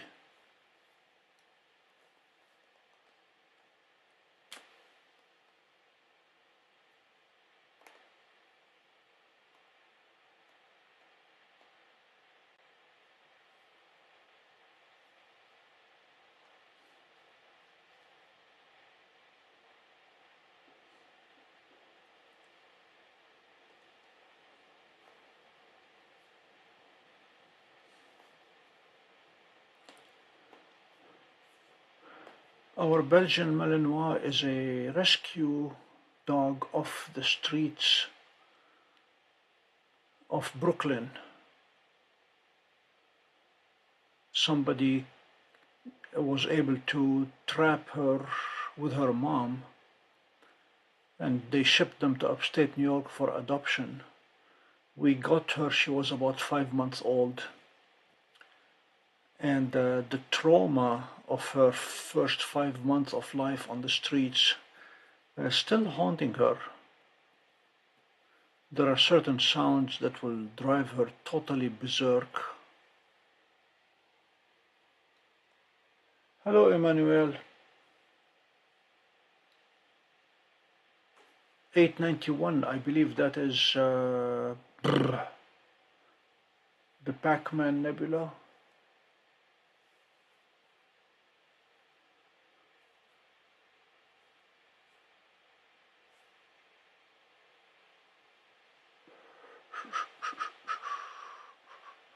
I think NGC 891 is too small for dwarf. Let me see.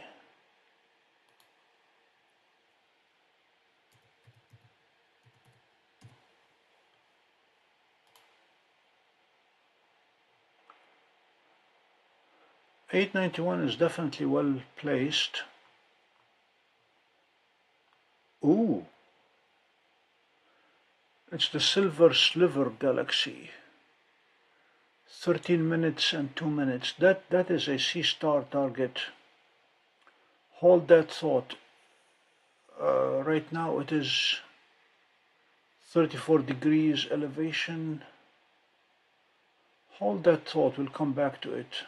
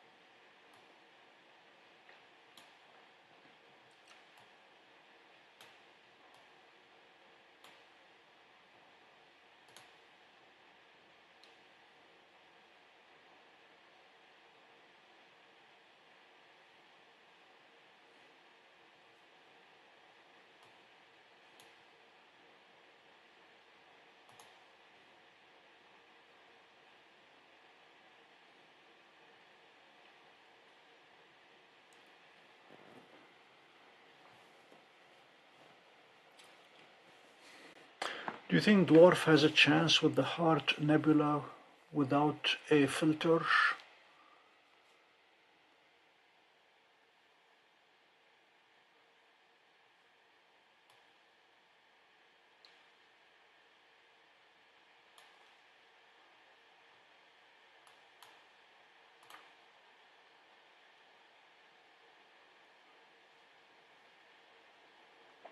Alternatively,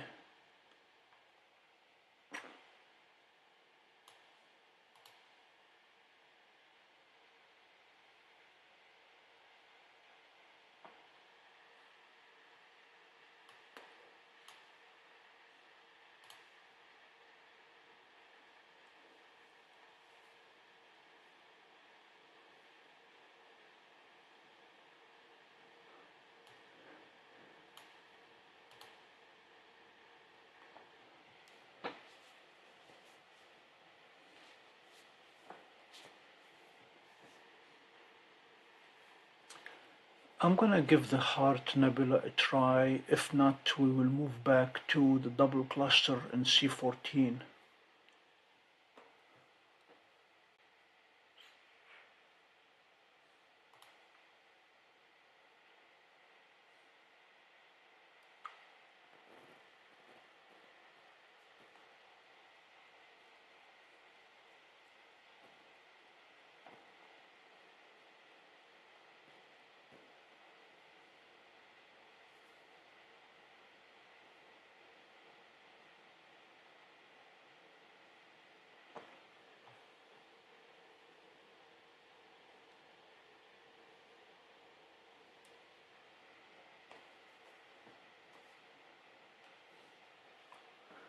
Now Dwarf is trying to do its AI enhancing.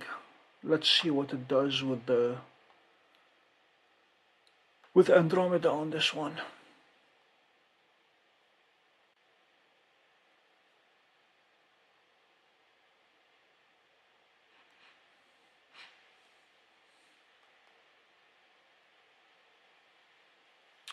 So that's what it did.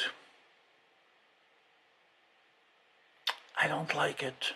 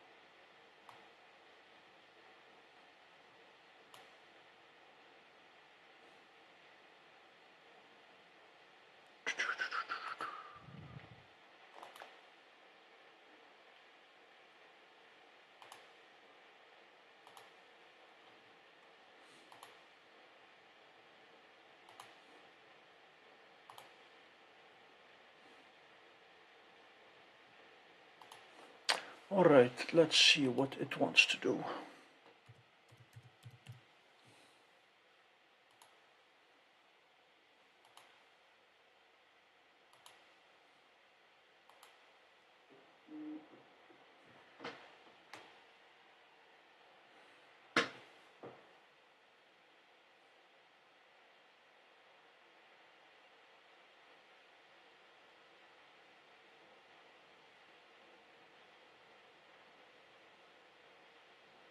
Okay.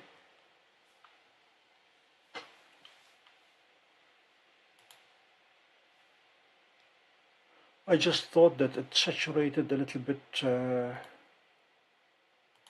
much, that's all.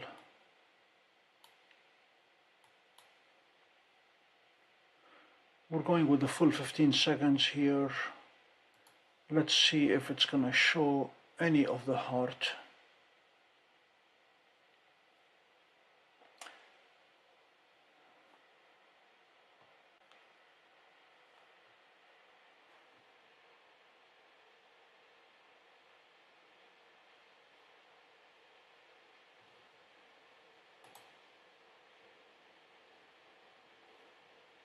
No.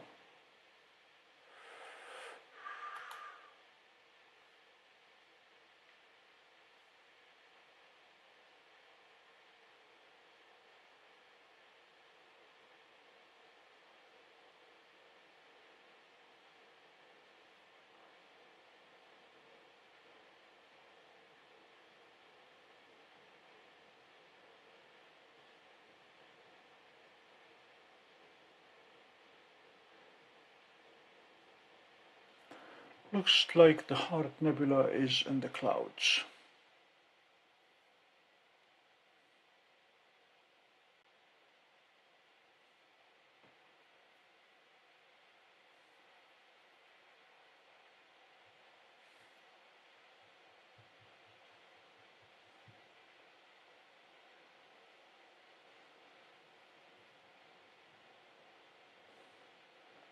Emmanuel, Seestar stores two images at the end of every capture, one on the instrument itself and one on the tablet. The one that it stores on the tablet will draw the circles. The one that it stores on the instrument is just the raw data without any labeling in it.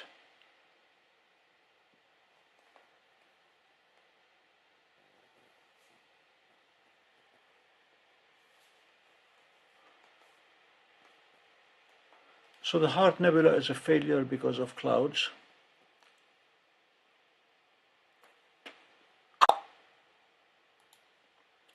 We need to move somewhere else in the sky.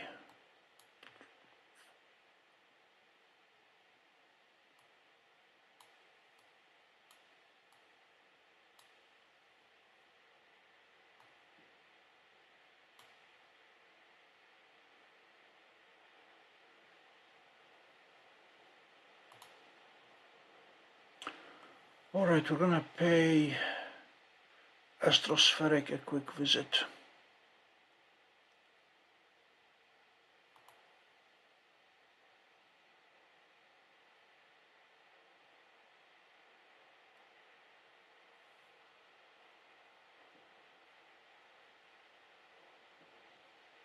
In the Seestar app, you have the option of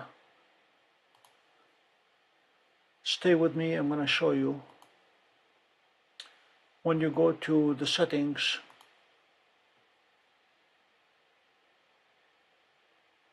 the image watermark,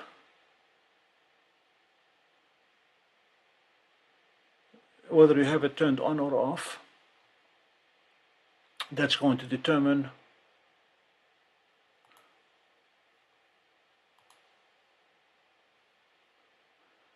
whether all the information that is on the screen will show up or not, and that is only for the copy that is stored on the tablet.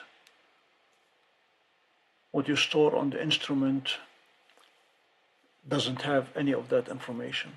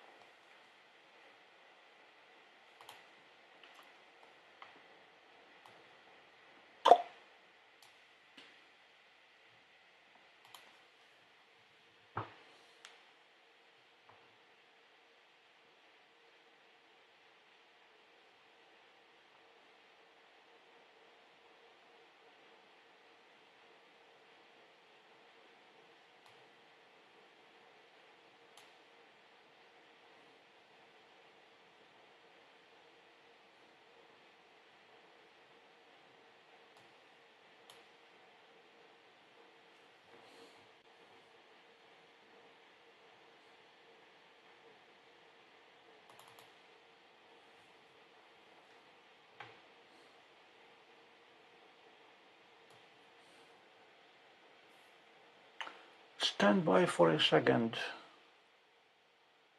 This is M27. That is off the tablet.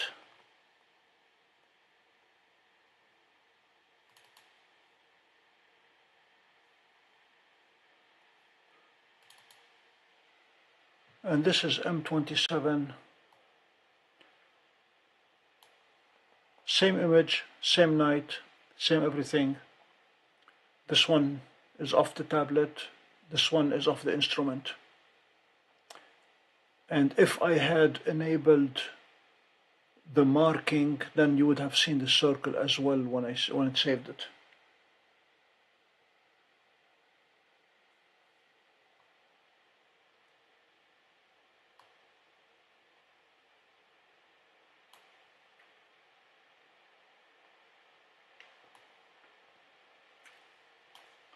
So this is what we have with the watermarks and without the watermarks.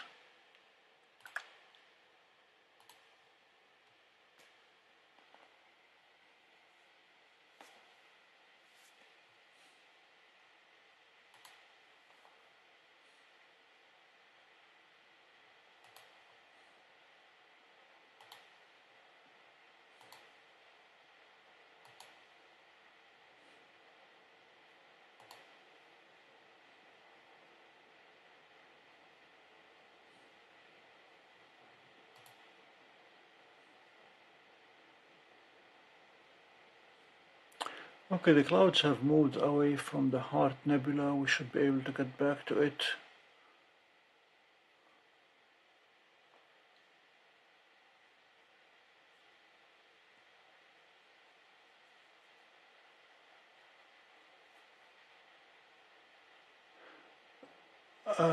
I did not notice a difference in the watermark, but yeah, it shows here.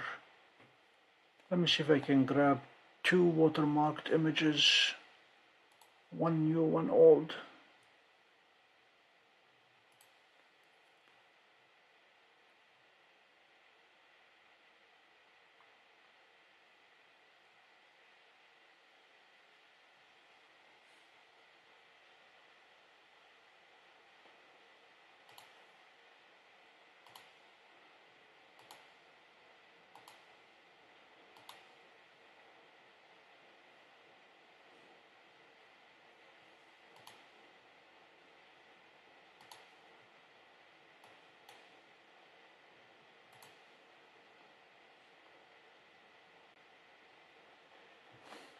All right, let's see.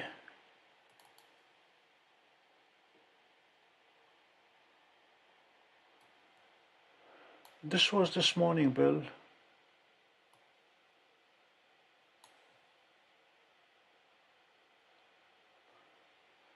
And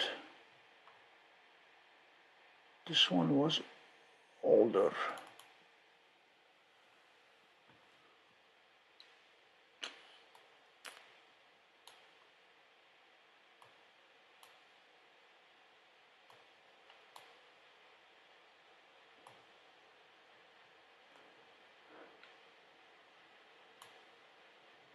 I don't see much difference. Don't know.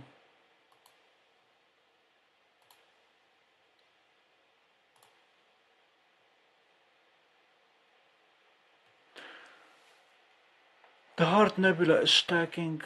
I'm just gonna see if it's gonna show us the nebulosity or not.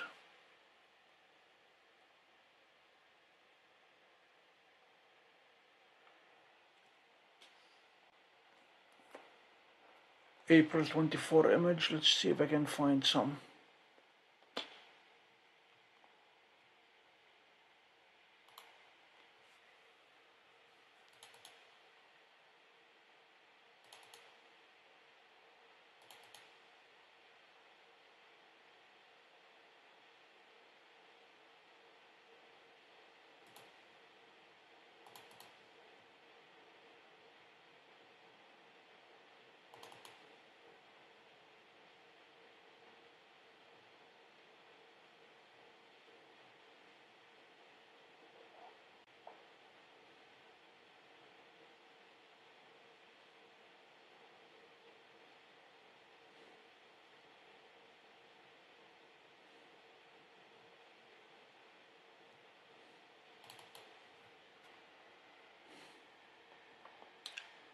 Okay, you're right.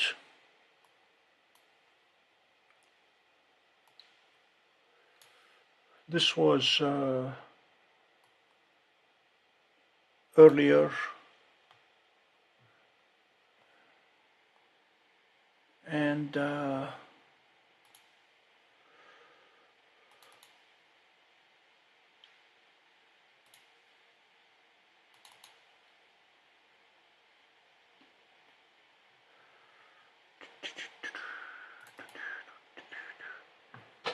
yes, okay.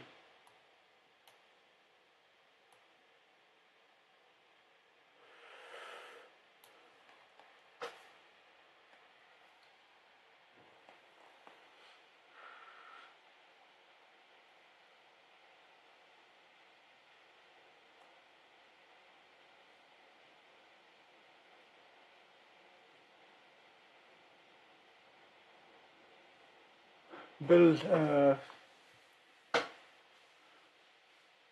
no need to send one. Here they are side by side. One taken in April, or sorry, February, and one taken in July.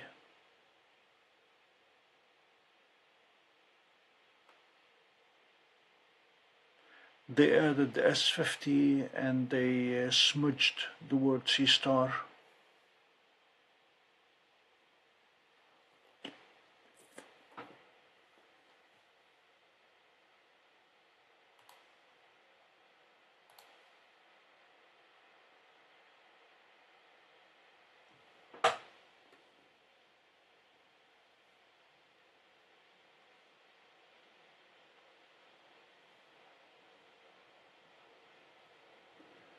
Emmanuel, the question here is, are you using an Android or an Apple iOS? Because that could be a difference. And the second question is, what version of the app are you using?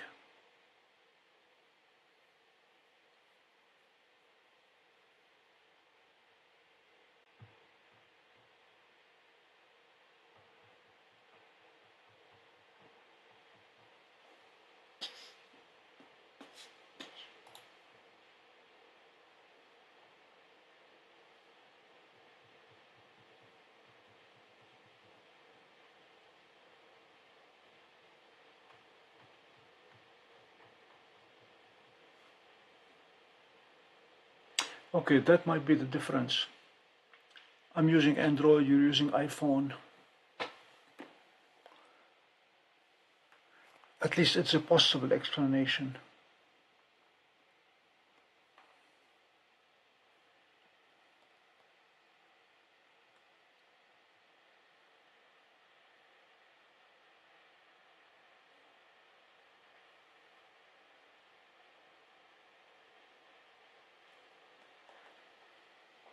Paluz, I'm gonna get off C30 and go on to 891 NGC.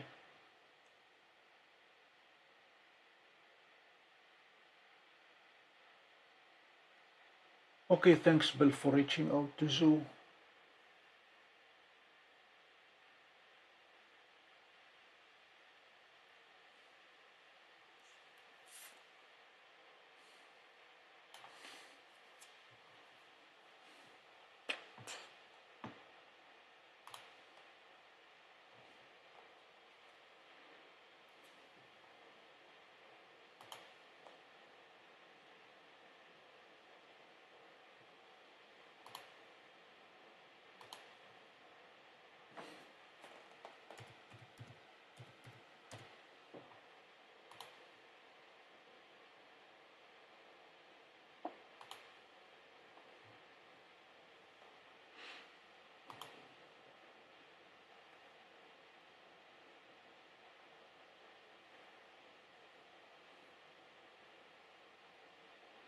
I like this new feature on Seestar where it shows what the scope is looking at and then it expands it.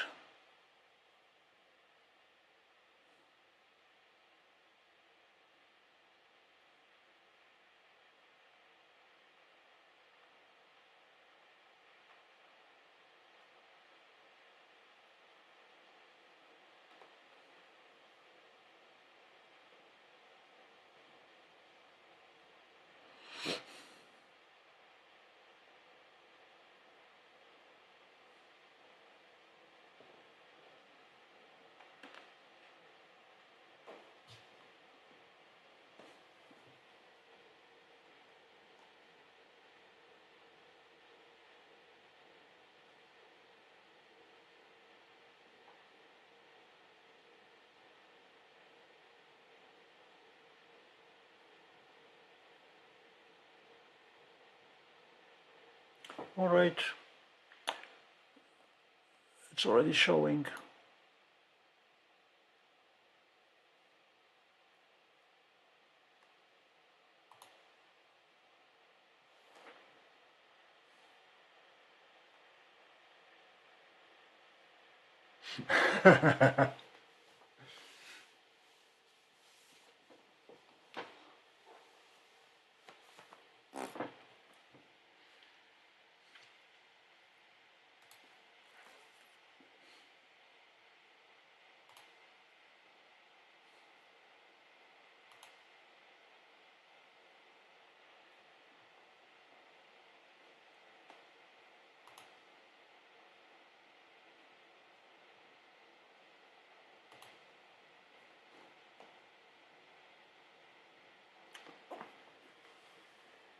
So the big question now is, do we have 3 viewers who are watching and not subscribed? Because right now I have 3,797 subscribers, so that could get us to 3,800 tonight, if we can get 3 subscriptions. It's sounding almost like a public radio station on their fundraising weekend. Just 3 more.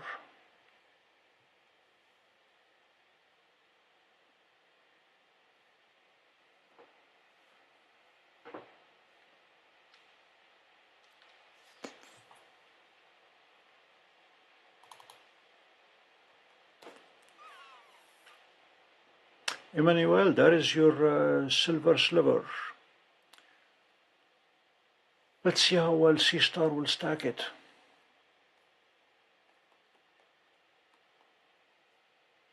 Okay, we got 1 more subscriber. We need 2 more.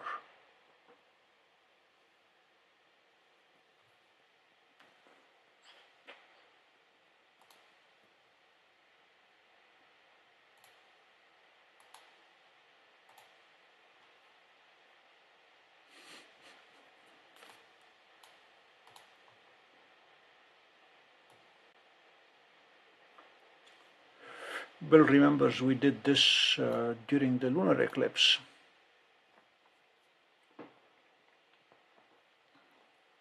And that time it got us to 3,000. So that was March.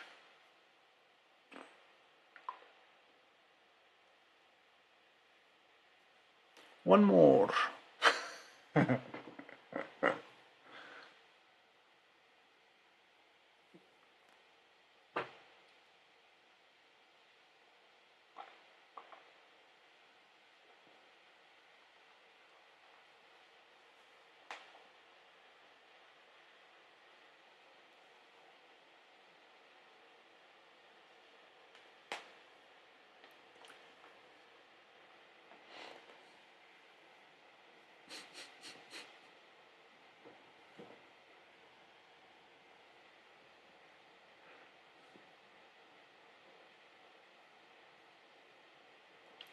So the great lunar eclipse is coming in...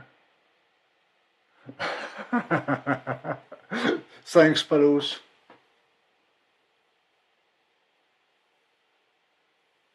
The partial lunar eclipse is 2 weeks away. 2 weeks tomorrow.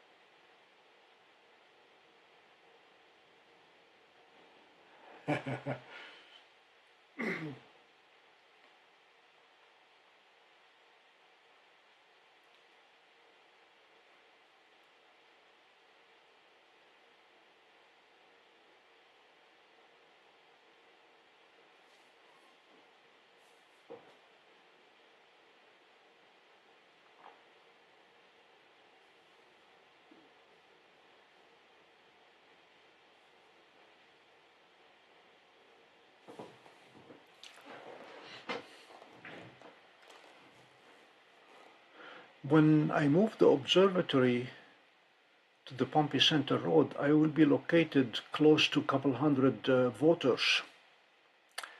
Granted, they're all 6 feet under, but doesn't mean that they don't vote. Early and often.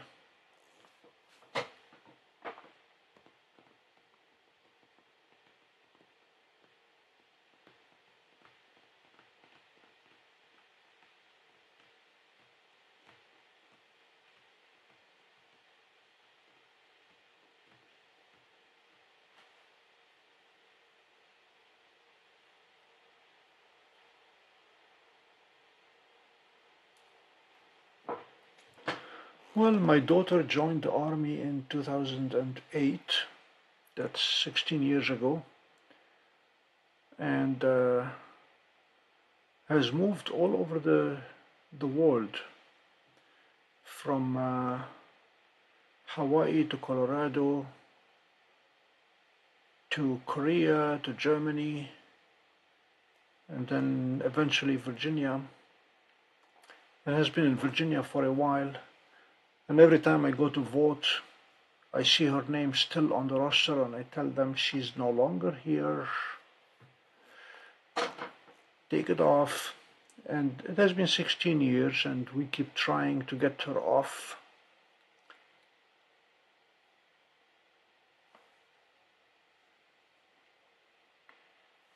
As soon as Dwarf gives me a link to put on my YouTube channel, I will be giving away smart telescopes through that link. You just have to pay for them, and I'll give them away.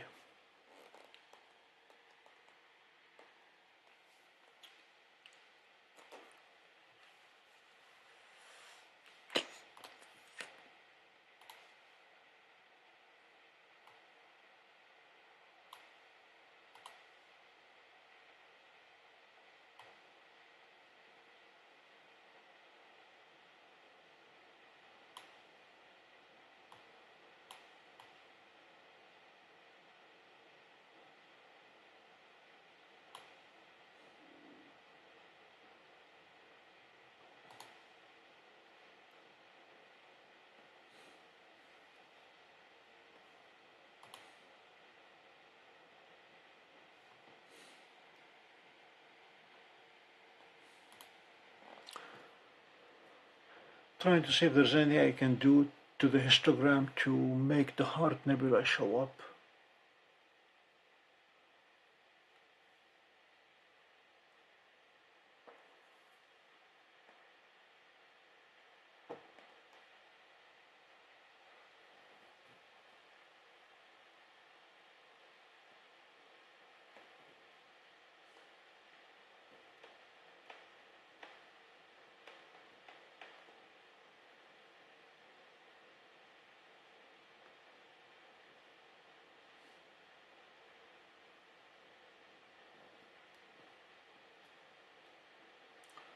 It's okay, Emmanuel, they don't have to watch, they just need to subscribe. Your friends.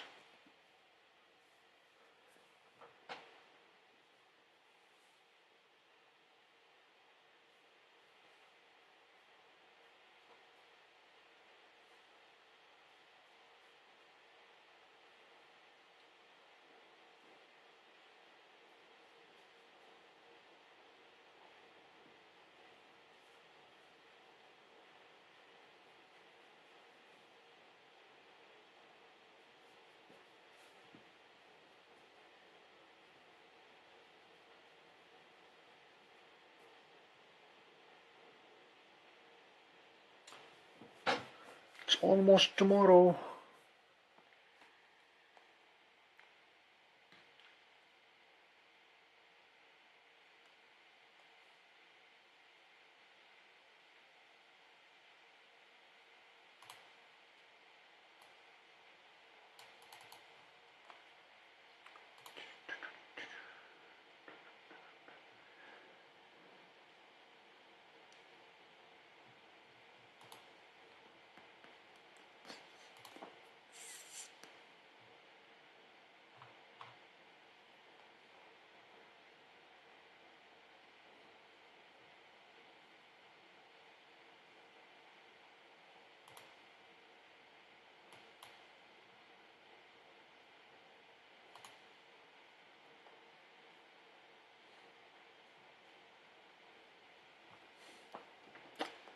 So in a couple of minutes, a short video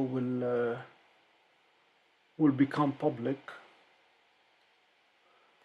and that is Jupiter as seen by Seestar, with a very clear qualifier, not built for planetary imaging.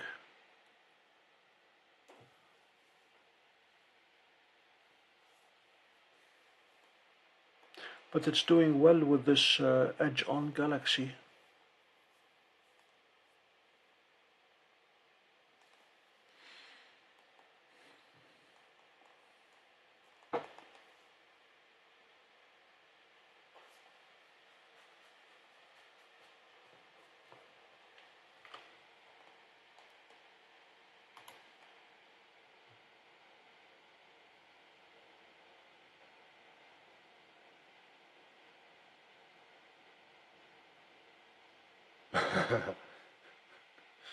It's an Indian name, I have no idea. It's actually Onondagaga.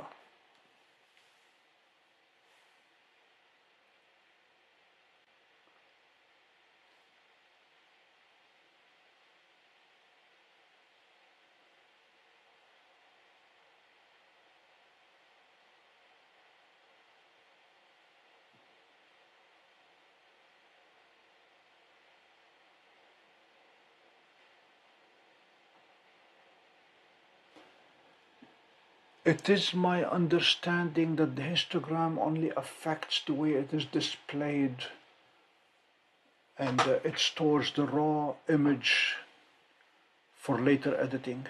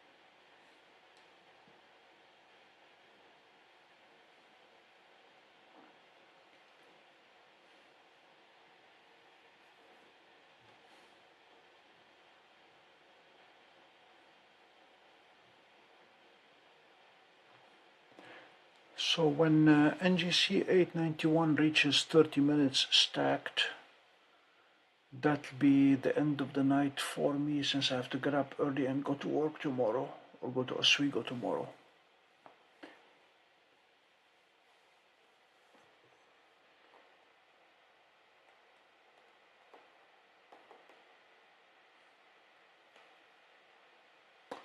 Emmanuel, you're always welcome to ask here.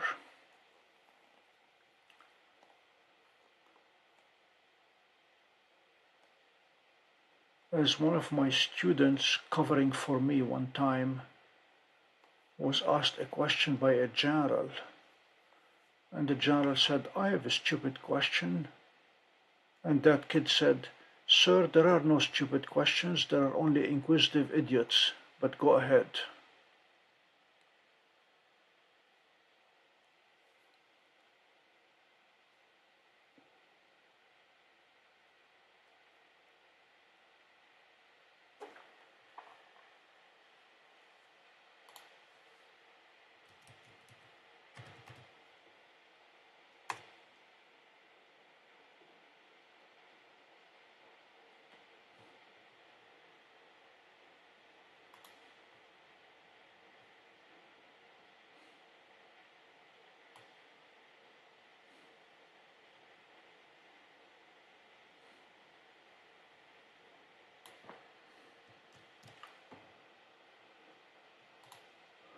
Wilbur, this is for you.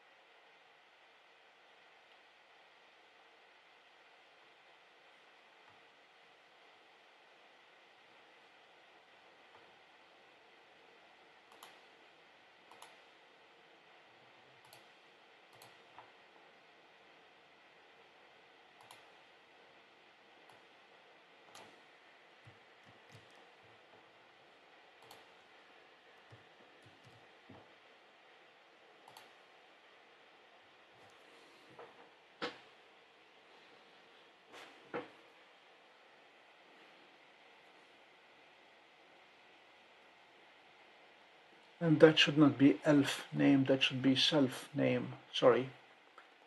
That's how it's pronounced.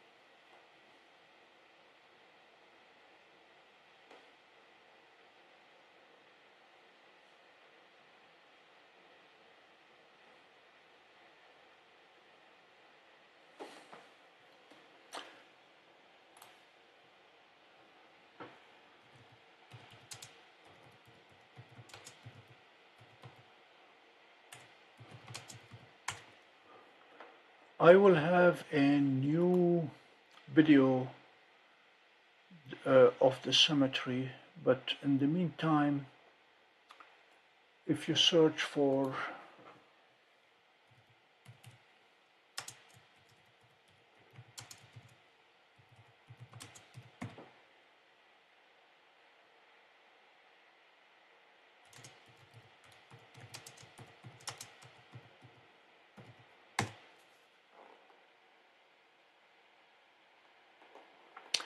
if you go to that address, it will show you the cemetery. Just look at Street View.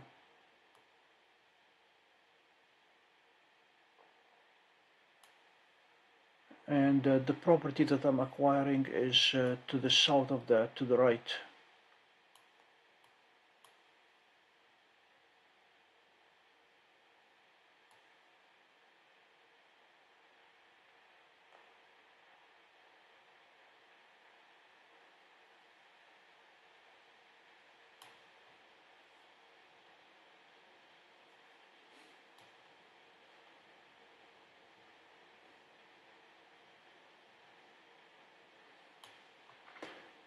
So the trees in the cemetery will be to the north of my site.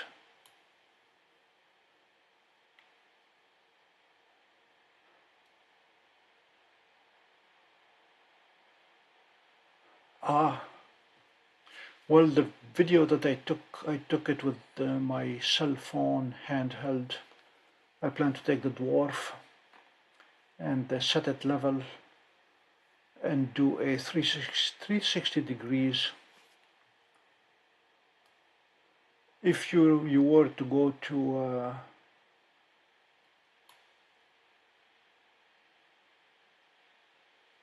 yes, oh definitely. There will be an unboxing tomorrow of the ADC, and then there will be an unboxing of the Dwarf 3.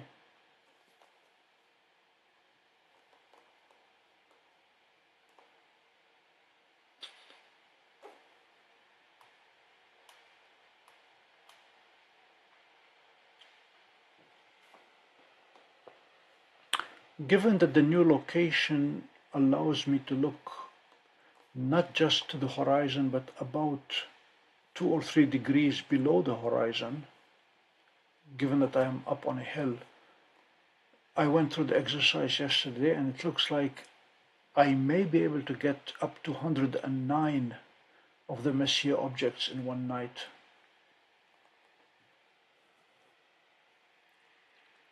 So I'm still aiming for March 28, starting the evening of March 28 and going through the morning of March 29.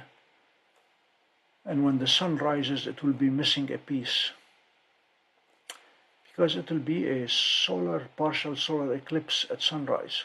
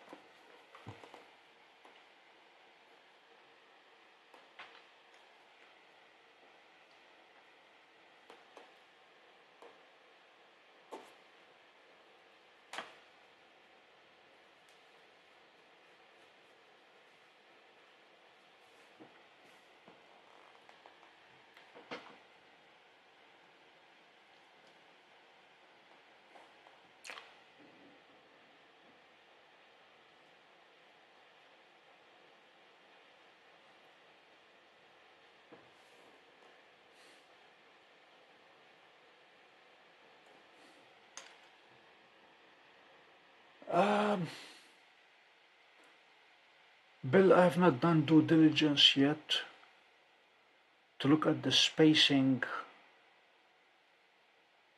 There are some clusters,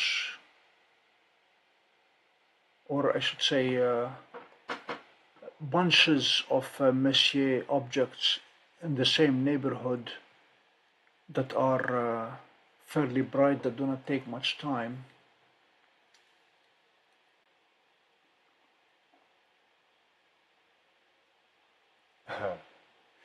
Lockheed Martin, they have a radar test site there. That used to be GE radar, became Martin Marietta, became Lockheed Martin.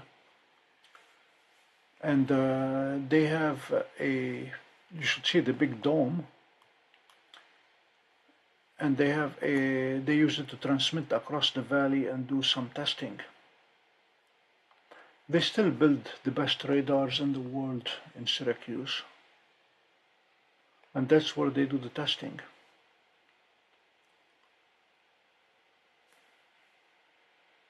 Yeah, March will be lots of night. I don't know if I ever sent you the link to the sequence that I plan to follow.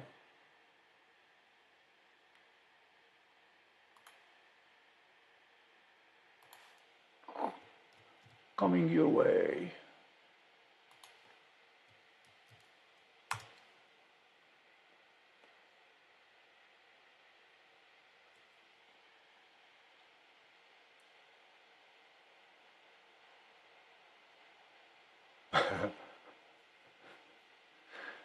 Not in March. I may be able to heat it in the summer, but not in March.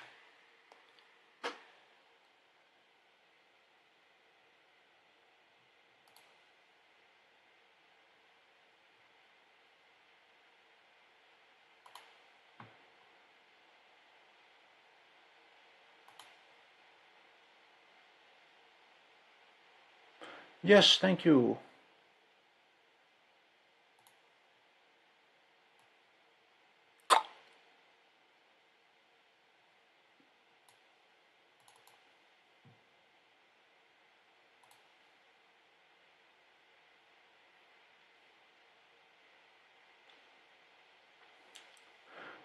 In looking at that Messier marathon list, you will notice a dichotomy in the distance of the objects from us. They are either millions of light years or single light years. And that may well determine how much time I can spend on them.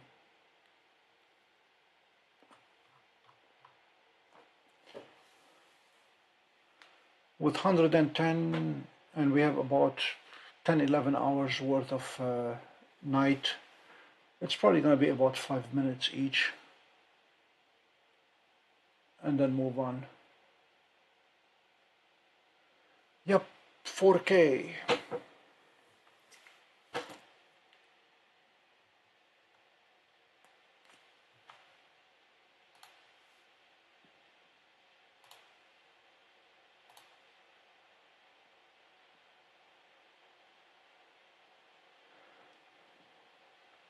$365 days ago, we were at 1890 subscribers.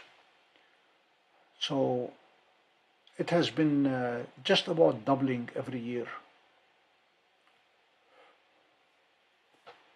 And I estimate that if we keep doubling every year, by the time I am 82,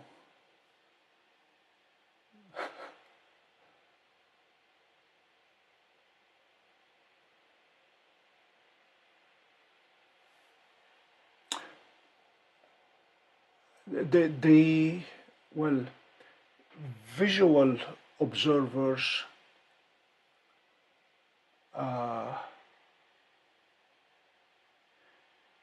there are quite a few people who do the full 110. They are usually slightly further south from us.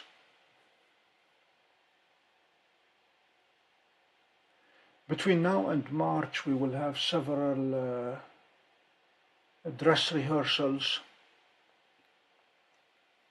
including I'm still working on, I wish Jacob were here, the Kai app to see if I can pre-program the sequence in it and just put Seestar and I go to sleep and wake up in the morning and then watch the video of it going from target to target systematically every 5 minutes.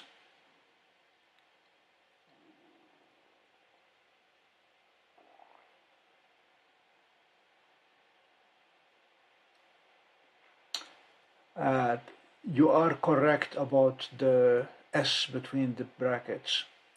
It's going to have to be multiple.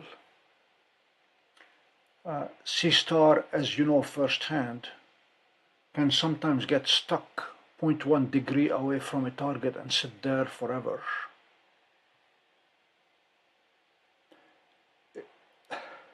I was going to say, if I have my Dwarf 3 by then, I better have the Dwarf 3 by then. But Dwarf 3 is likely to be my first choice.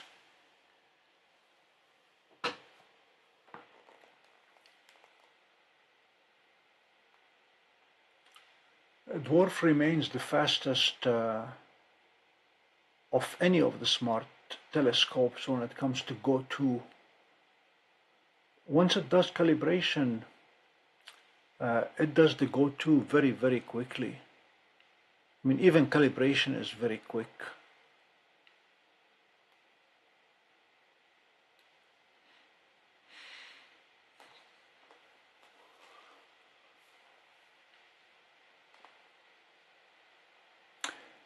Unlikely to be remote by then. I'm likely to be sitting with it.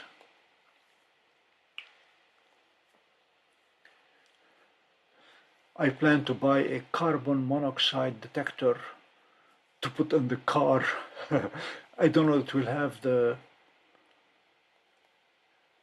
container delivered by then. I plan to have a concrete slab poured that will allow multiple telescopes on it in addition to the shipping container. And the pouring of the concrete is likely to happen in the spring. So I'll probably be sitting in the car and running the engine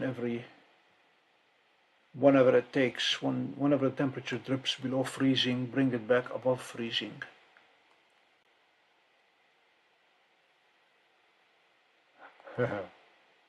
Yeah, it's going to be symmetry, Pompey.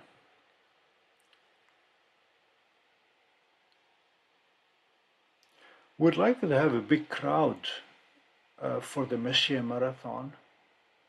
It's just going to be a matter of keeping them warm and not freezing.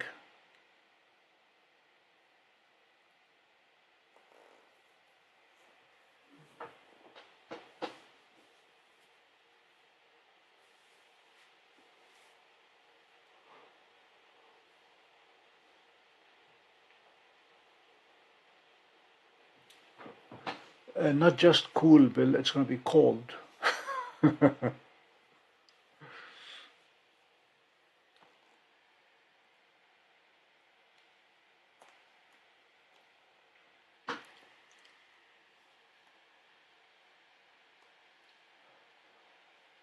But I do plan several dry runs between now and then, both from here and from there.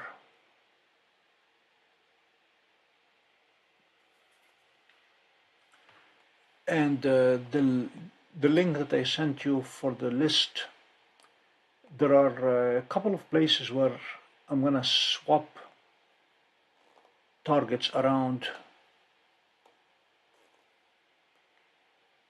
but we'll see.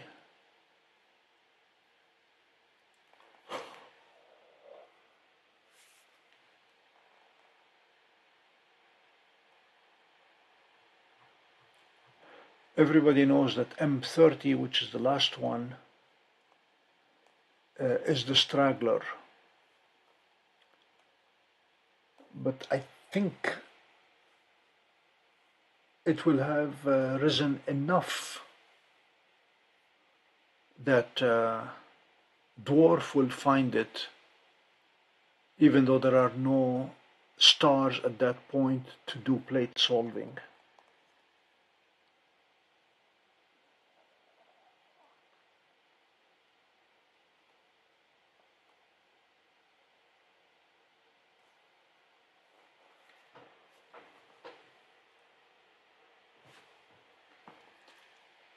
Wilbur, don't know if I mentioned it to you, but I am resigned to the fact that I'm going to have two structures, not one.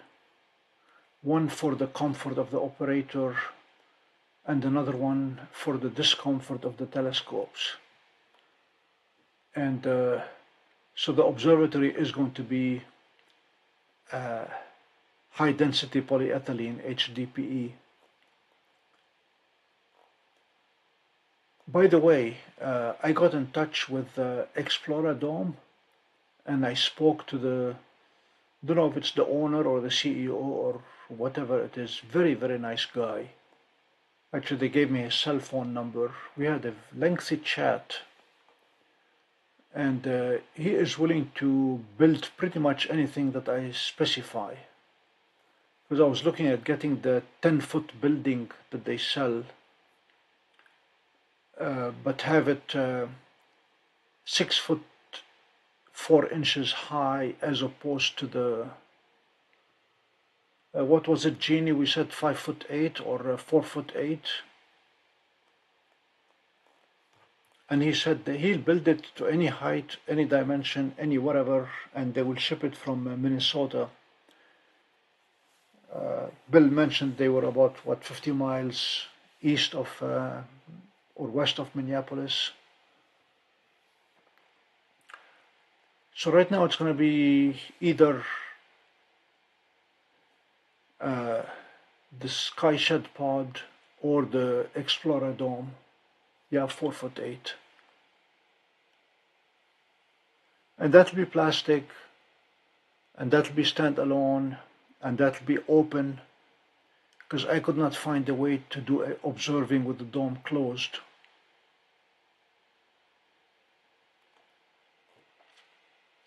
And then I'll have another structure for me to sit in, warm, comfortable.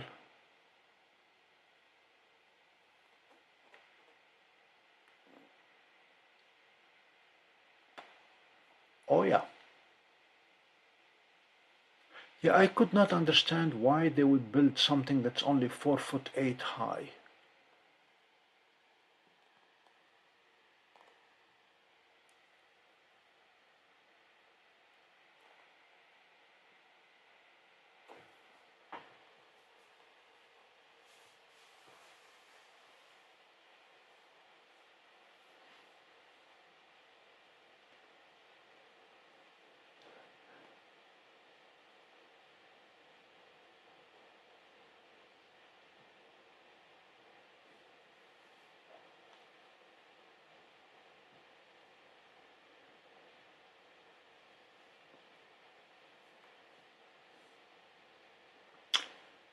That is, the height of the pier is a consideration,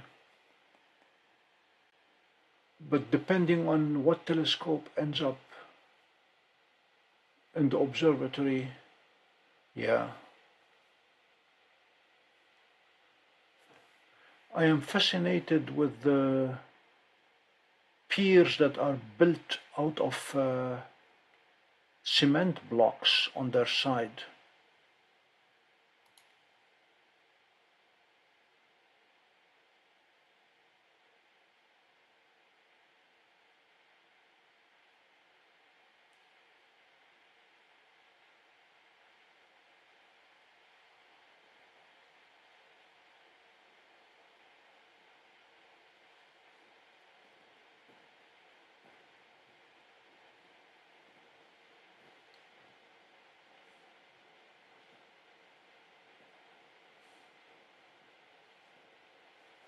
Yeah, very likely, Bill.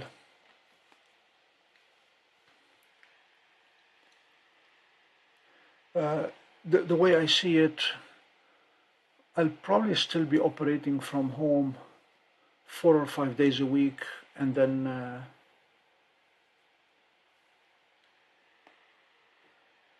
go to the new observatory when we have long clear nights or special occasions.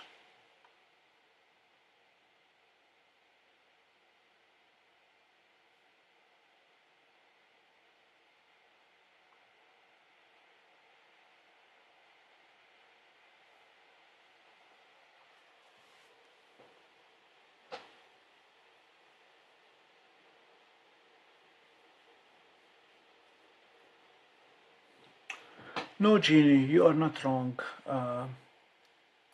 They have two sizes, and the one that is 68 inches high is a 12-foot dome, and I really do not have a need for a 12-foot dome, 12-foot diameter dome.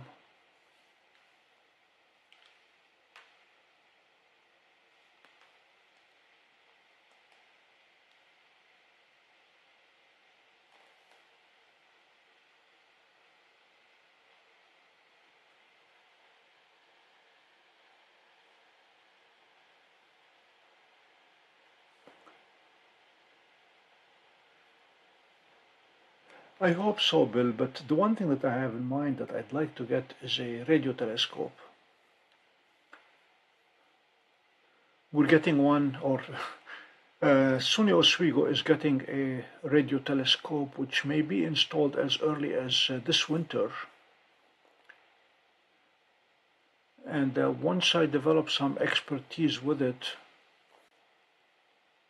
then I may end up getting actually that one is more than a 30-inch.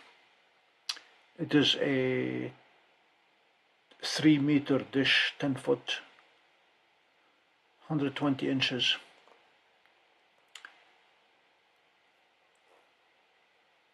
And I'm looking forward to the first opportunity to image Jupiter simultaneously with the radio telescope and the 16-inch Meade side by side and see what we get from them.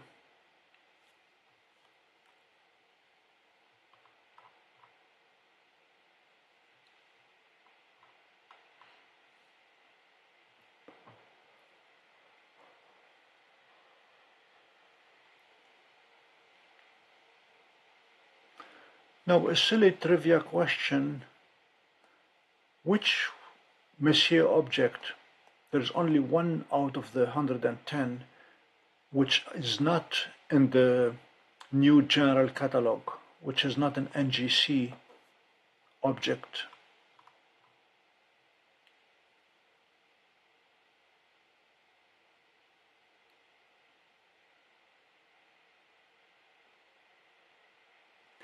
It's a 2-acre. The town would not let me subdivide with only 1 acre. They say it has to be at least 2, so we went with 2 acres. So yeah, plenty of room for a radio telescope.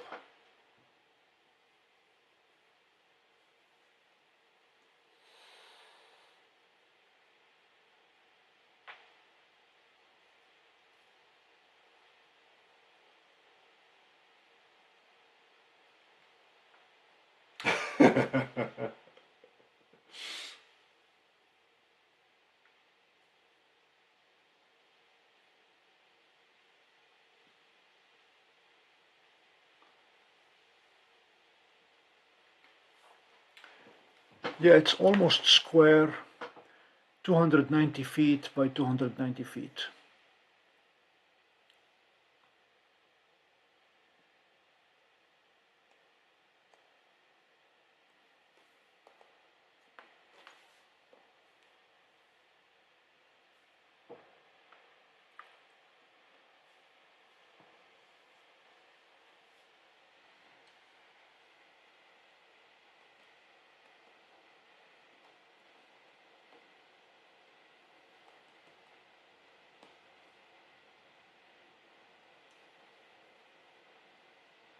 Bill, I'm not ruling that out. I intend to open the property to other astronomers, other local astronomers, and if they want to bring their telescopes, image, and take it back, it's fine with me. And if they want to set up their own little dome, little observatory, and have things semi-permanent, I have no problem with that.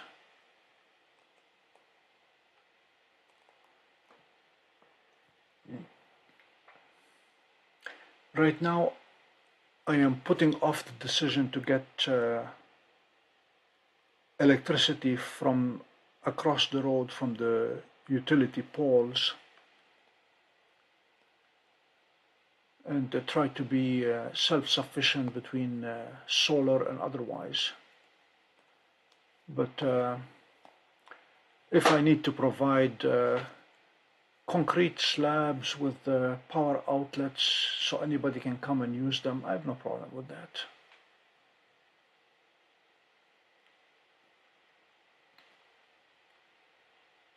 I will be approaching the high school astronomy departments and inviting them to come and use it on a regular basis, even if it's my equipment, but get the kids interested and excited in it.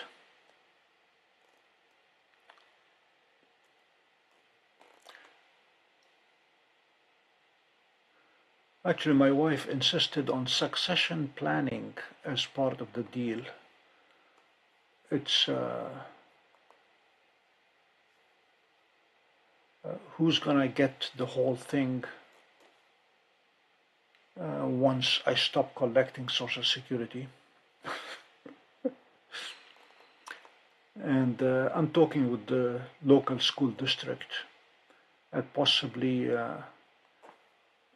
donating the whole thing to them in my will if they are prepared to operate it and maintain it and use it.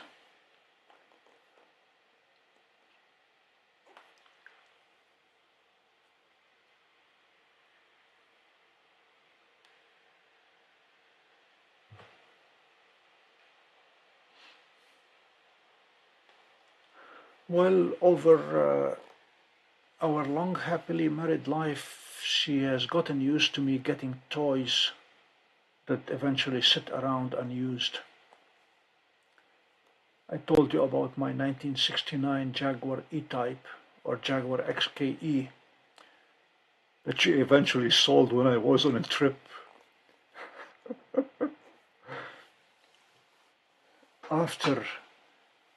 After the brakes caught fire under a full tank of gas, and the only way to extinguish the fire was to accelerate with the brakes on, and that's what snuffed it out.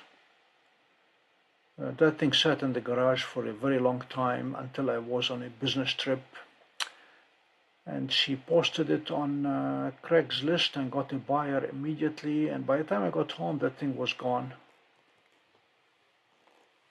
So she doesn't want to have to do the same with a whole bunch of telescopes and a piece of land.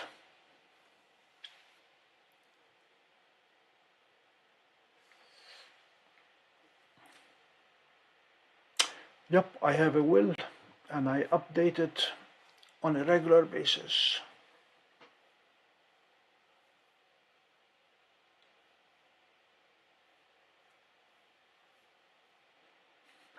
Last thing I want is for the government to decide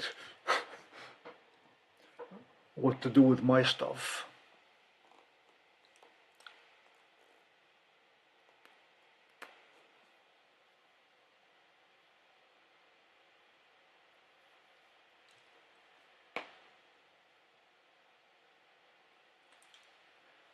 Jeannie, if you're still on, I want to show you something that you would never see in California. And that is the battery on the Seestar has turned blue because it's too cold outside for it to continue charging. And the difference between the dwarf and the Seestar is when battery charging becomes unsafe, either because it's too hot or too cold, the Seestar will isolate the battery and apply the power directly from the adapter to the telescope, and dwarf isolates the charger, stops charging the battery, and applies the battery directly to the telescope. So on a hot day, Seestar will operate indefinitely, dwarf will drain the battery and shut down. And same thing in the cold, unfortunately.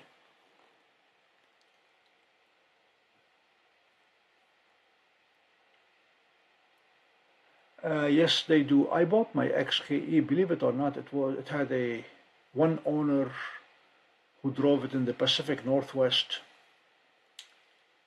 and said owner was a mechanic who maintained it himself. Bill definitely advantaged Seestar when it comes to power management, definitely. I mentioned that to Sue repeatedly, but could not get through to the dwarf folks, that if they deem it unsafe to charge the battery, they should not disconnect the adapter, they should disconnect the battery.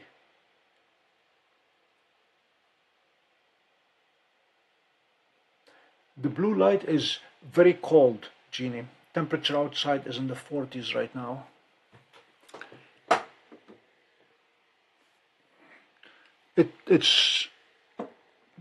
It's too soon for Seestar to be cold, but temperature is going down.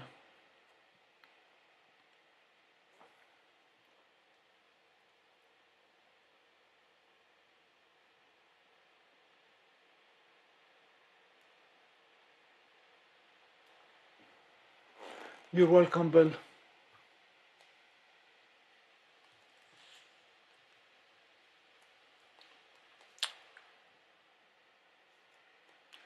So, ladies and gentlemen, I'm going to wrap up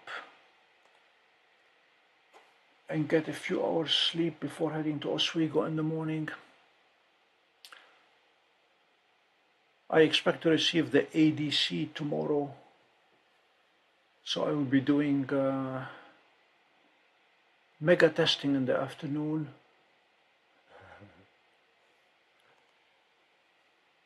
With the big question remaining, how far can I focus the 11-inch, assuming that I have a focuser, the Crayford focuser, and the ADC. The ADC is all of 2 inches long, 56 millimeters. That's a very big, 2 big prisms in there. So that's going to be the testing tomorrow. In the meantime, we're going to be playing the dreaded music that Jeannie caught earlier, and wishing you guys all a good night.